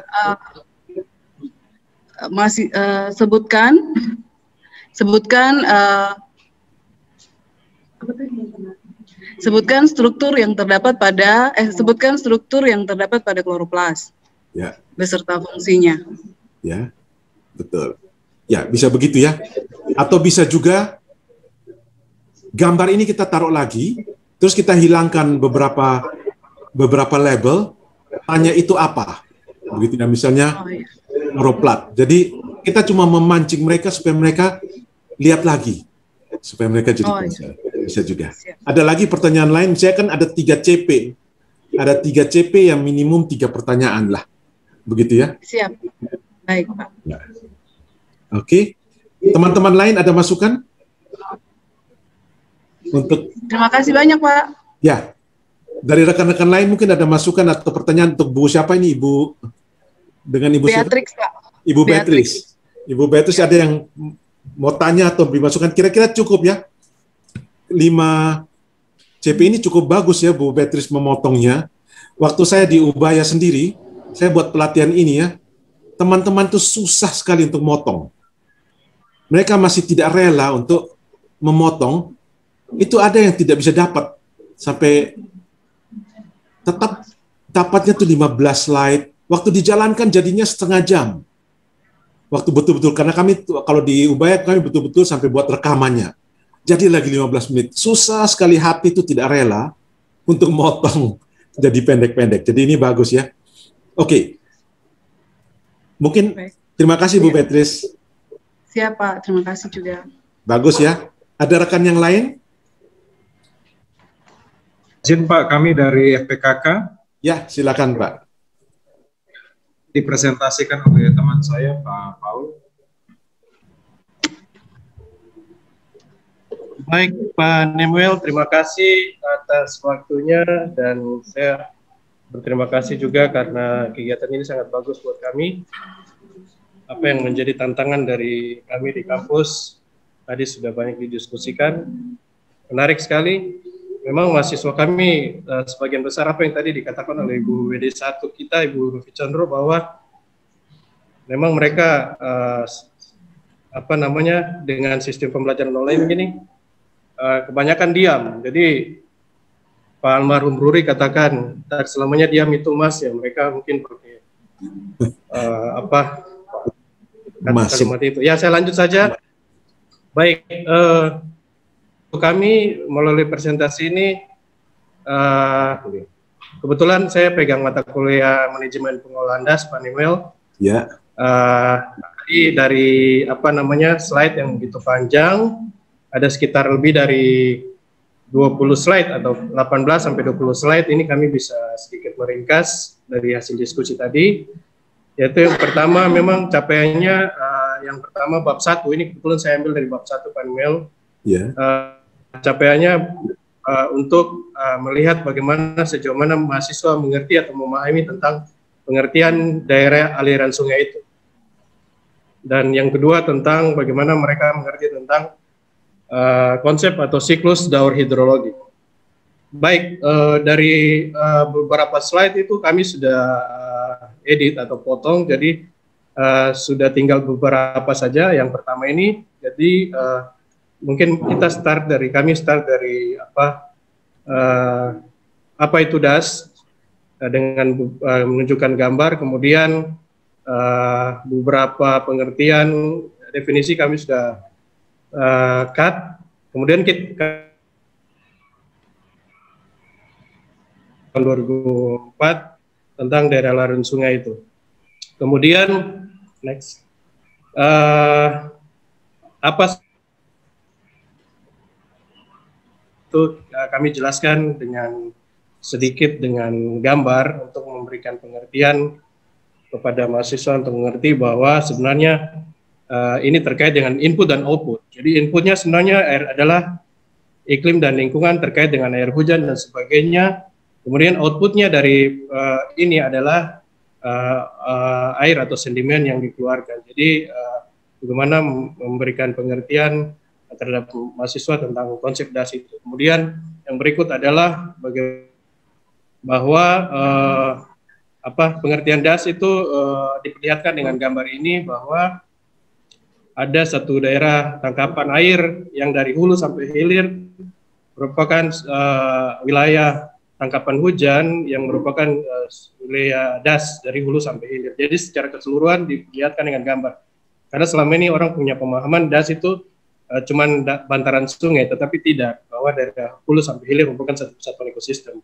Kemudian jadi melihat mengevaluasi apakah mahasiswa secara keseluruhan mereka mengerti apa pengertian dari DAS. Kemudian yang nomor 2, apakah DAS dapat disebut sebagai bantaran sungai. Nah, ini yang tadi saya tanyakan. Jadi saya mau tanyakan kepada mahasiswa apakah mereka sejauh ini mengerti, karena selama ini pemahaman mereka bilang bahwa DAS dari aliran sungai itu bantaran sungai adalah pengertian mereka DAS itu hanya disebut sebagai bantaran sungai, padahal tidak. Lanjut next.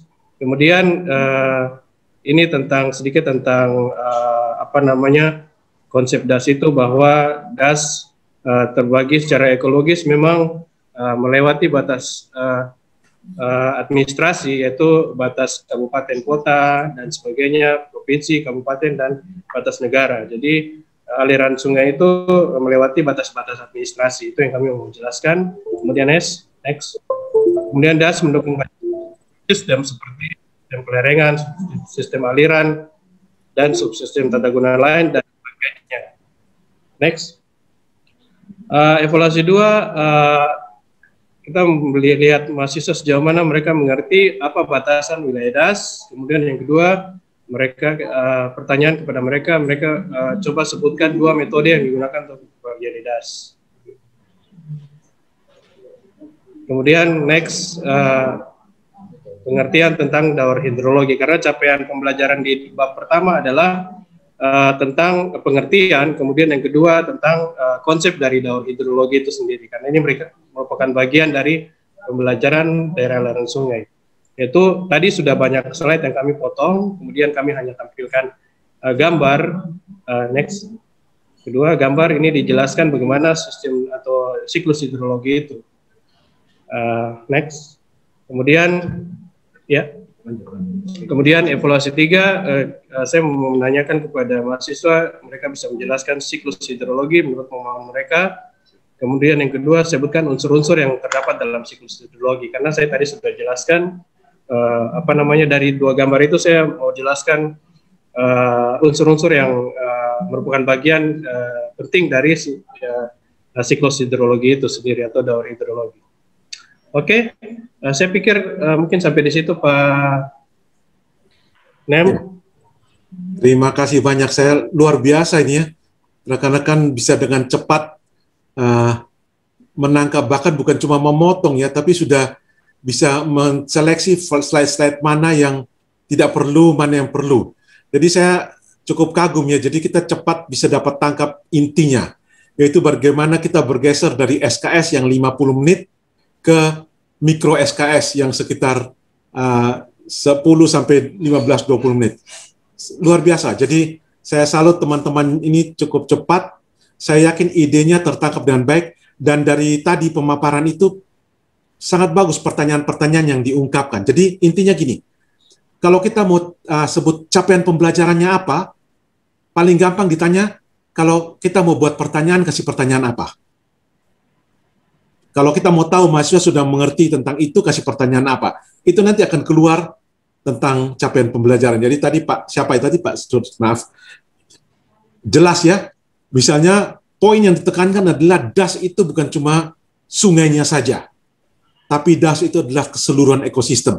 Nah, itu penekanannya di situ. Jadi bagian yang pertama itu supaya merubah pemikiran mahasiswa, DAS itu bukan cuma sungainya, bantaran sungai, tapi tercapai luar biasa ya. Kalau bisa pertanyaannya mudah-mudah aja, BS saja, benar salah saja. Jadi DAS adalah daerah sungai saja, benar atau salah begitu.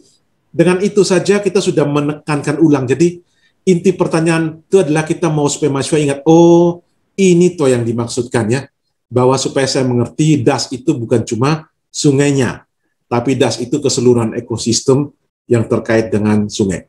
Yang kedua dan seterusnya. Saya rasa ini contoh yang baik ya.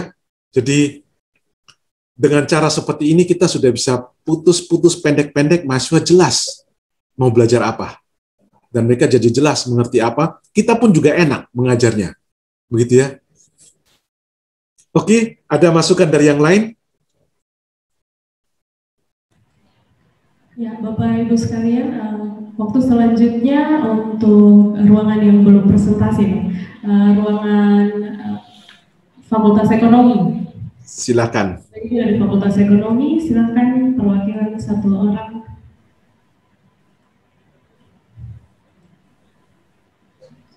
Adakah Bapak Ibu?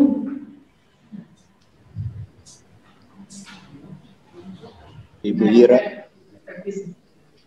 Oh. Bagaimana Pak Aksel? Dari FST mau tampilkan lagi bisa. Bapak Ibu dari Fakultas Ekonomi, kalau belum ada yang sudah mau presentasi, saya kasih waktu ke FST, silakan Pak Aksel. Terima kasih. Ya baik, terima kasih untuk kesempatan yang diberikan. Tadi saya coba membuat dan teman coba membuat saja secara ringkas, seperti contoh. Untuk mata kuliah metodologi penelitian di Prodi SI, ini kami membuat capaian pembelajarannya. Yang pertama yaitu mahasiswa mampu menjelaskan dasar penelitian, kemudian bahan kajiannya adalah ada 4, dasar pengertian penelitian, metodologi penelitian, tujuan penelitian, dan langkah-langkah penelitian. Subcapaiannya mahasiswa dapat yang pertama untuk dasar pengertian penelitian, karena slide-nya isinya banyak, sehingga kami membagi paket pertama itu dasar pengertian penelitian. Ini mahasiswa mampu menjelaskan pengertian dasar penelitian dan memberikan contoh sebuah tema penelitian. Metode yang kami gunakan adalah kami membuat PowerPoint karena belum ada video. Kemudian ada kuis. PowerPoint-nya kami akan sajikan selama 10 menit. Kemudian ada kuis 5 menit. Ini nanti 1 soal pada UTS, dan hasil akhirnya yang menjadi ukuran adalah mahasiswa dapat menjelaskan pengertian penelitian dan memberikan contoh sebuah tema penelitian. Sedangkan slide yang akan kami share adalah ini untuk minggu pertama yang hanya satu tema, satu topik. Nah, ini waktu minggu pertama kita menjelaskan bahwa hasil daripada materi awal ini mahasiswa dapat menjelaskan pengertian penelitian, menjelaskan metodologi, dapat menjelaskan tujuan dan langkah-langkah. Nah, ini masuk materi pertama yaitu pengertian penelitian. Ini gambaran PowerPoint-nya seperti ini, memancing mahasiswa terlebih dahulu untuk berpikir apa yang dimaksud dengan penelitian. Kemudian setelah mereka berpikir pikir kita akan menjelaskan pengertian penelitian adalah, dan seterusnya. Kira-kira dalam bentuk gambarnya seperti ini untuk mencari tema-tema. Seterusnya ini, ya, itu demikian Pak kira-kira yang bisa disampaikan untuk paket pertamanya. Paket keduanya 10 menit berikutnya. Ya. Terima kasih.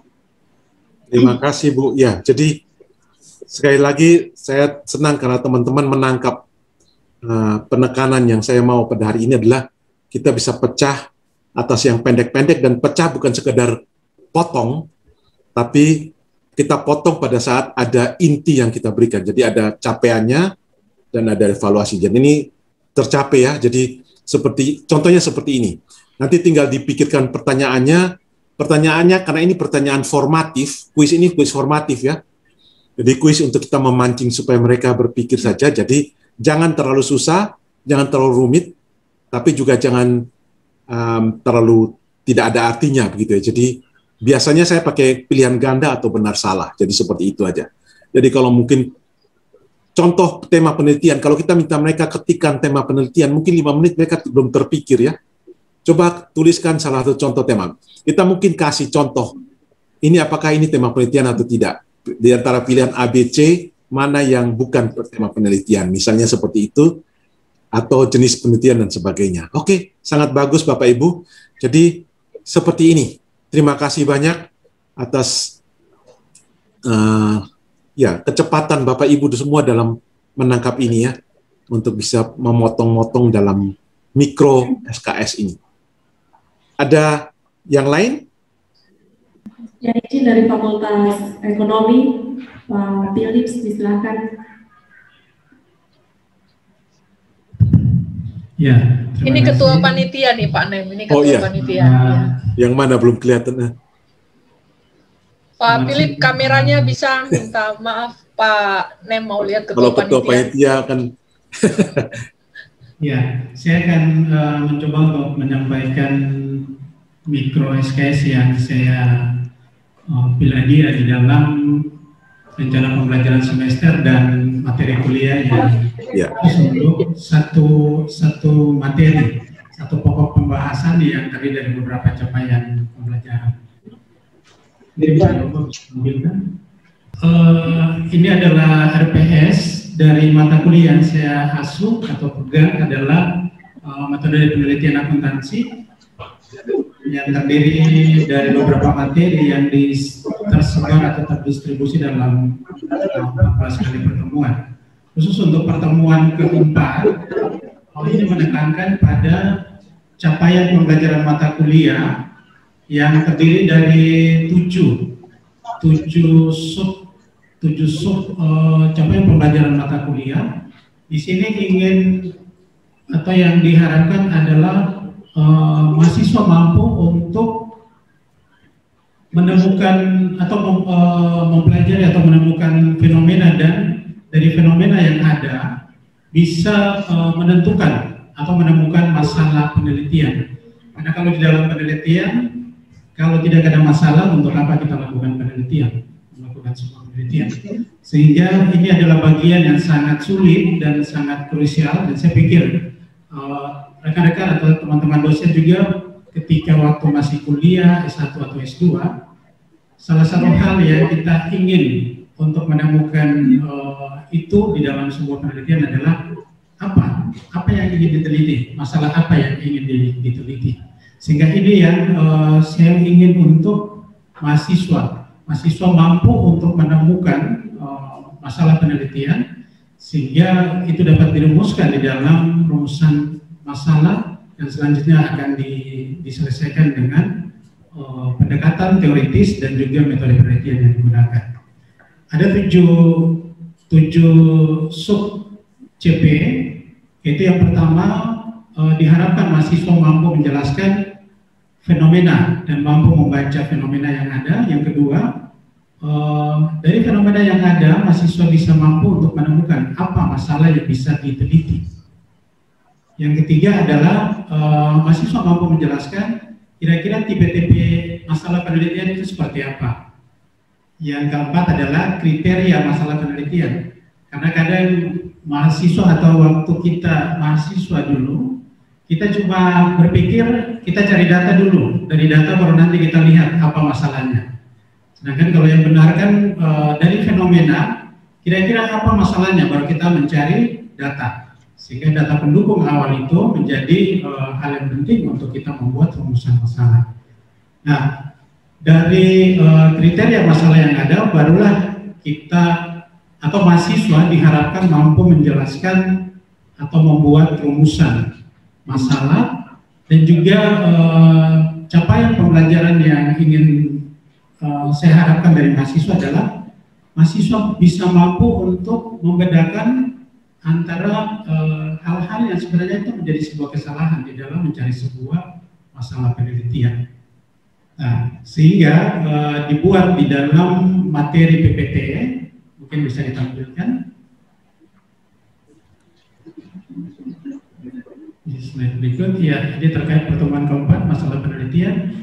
Nah, ini mendukung capaian pembelajaran yang pertama, ingin membantu atau mengharapkan dari mahasiswa untuk memahami pentingnya masalah itu, karena ketika dalam sebuah penelitian tanpa ada masalah, maka itu tidak perlu untuk kita lakukan penelitian. Untuk apa tidak ada masalah, kenapa dilakukan sebuah penelitian? Nah, kemudian yang berikut, setelah mahasiswa mampu untuk melaksanakan atau mempelajari sebuah fenomena untuk menemukan masalah, slide berikut adalah tipe-tipe masalah. Jadi berdasarkan fenomena tadi, mahasiswa yang kedua mahasiswa dibekali sehingga dia bisa mampu. Tipe-tipe masalah itu didapat dari mana saja, sumber-sumber mana. Yang pertama adalah masalah-masalah yang ada saat ini di suatu lingkungan organisasi yang menemukan solusi. Artinya ada masalah dan harus ada solusi. Yang kedua, area tertentu dalam suatu organisasi yang memerlukan pembenahan atau perbaikan. Kemudian yang ketiga, persoalan teoritis yang memerlukan penelitian untuk menjelaskan atau memprediksi fenomena. Jadi ada teori yang kita gunakan, bagaimana teori itu dalam pendekatan induktif untuk kita bisa mampu menjelaskan atau membedakan fenomena atau masalah itu. Kemudian yang ketiga adalah pertanyaan perolehan yang memerlukan jawaban empiris. Nah, ini bagian keempat, ini tipe masalah penelitian biasanya mahasiswa S1 khususnya di Papua itu dibuat di dalam satu pertanyaan penelitian atau persoalan penelitian sehingga itu yang dijawab. Ini yang biasanya sangat sederhana untuk mahasiswa S1 khususnya di Papua.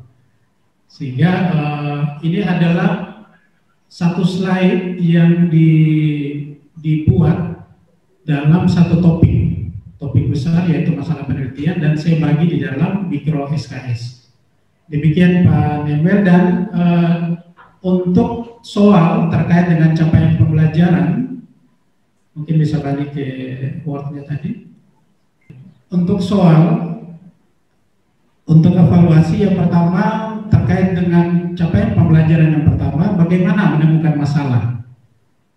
Yang kedua, apa saja tipe-tipe masalah, sehingga ini bisa mengevaluasi apakah mahasiswa itu mampu atau tidak, sehingga kita bisa mengukur capaian pembelajaran. Kemudian untuk topik ini, dari fenomena, dari masalah yang ada, bagaimana mahasiswa dia bisa merangkum itu dalam sebuah rumusan masalah yang sederhana, sehingga itu bisa dijawab atau dibuat di dalam persoalan penelitian dan pengumpulan data.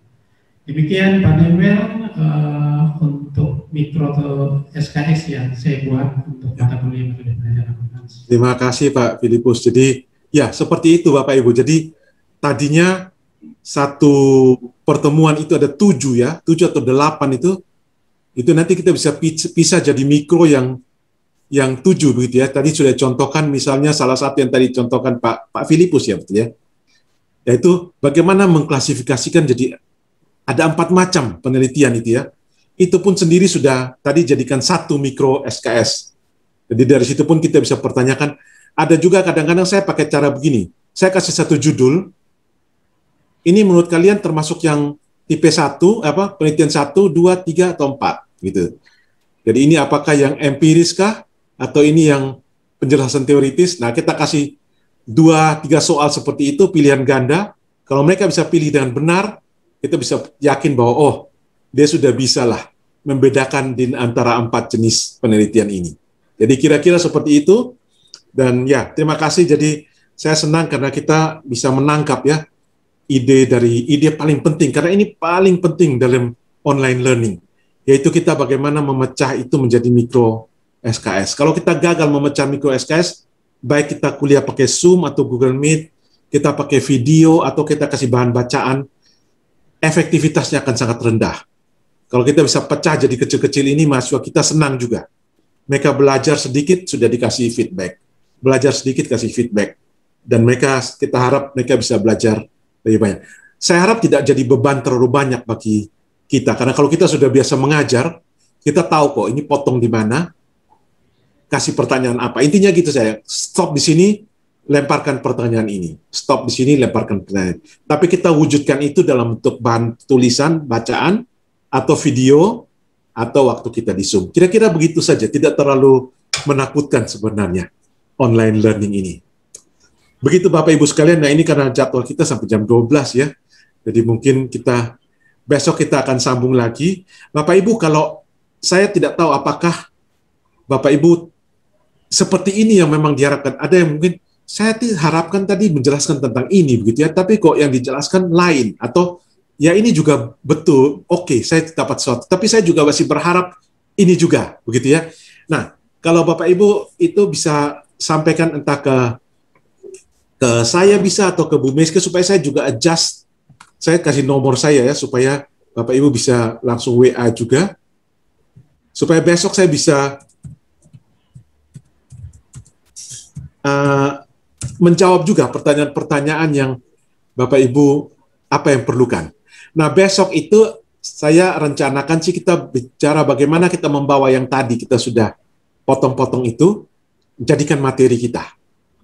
Jadi materi kita dengan konsep berpikir, pertama konsep berpikir flip, ya, dan bagaimana variasi-variasi yang kita bisa, termasuk tools-toolsnya. Nah, ini saya juga perlu dapat gambaran nanti, Bapak Ibu sudah terbiasa pakai tools apa, jangan sampai Bapak Ibu saya jelaskan sesuatu yang tidak applicable di sana, atau yang sudah gampang dipakai, itu saya jelaskan ulang, kan buang waktu, gitu ya. Mungkin kita akhiri dulu di sini. Sekali lagi terima kasih untuk hari pertama. Mohon maaf kalau ada kekurangan kurang jelas. Nanti kita akan lanjutkan lagi. Tapi saya salut sekali Bapak Ibu sangat cepat untuk mengikuti apa yang saya sampaikan, poin yang penting pada hari ini. Terima kasih. Saya kembalikan ke Bu Endah.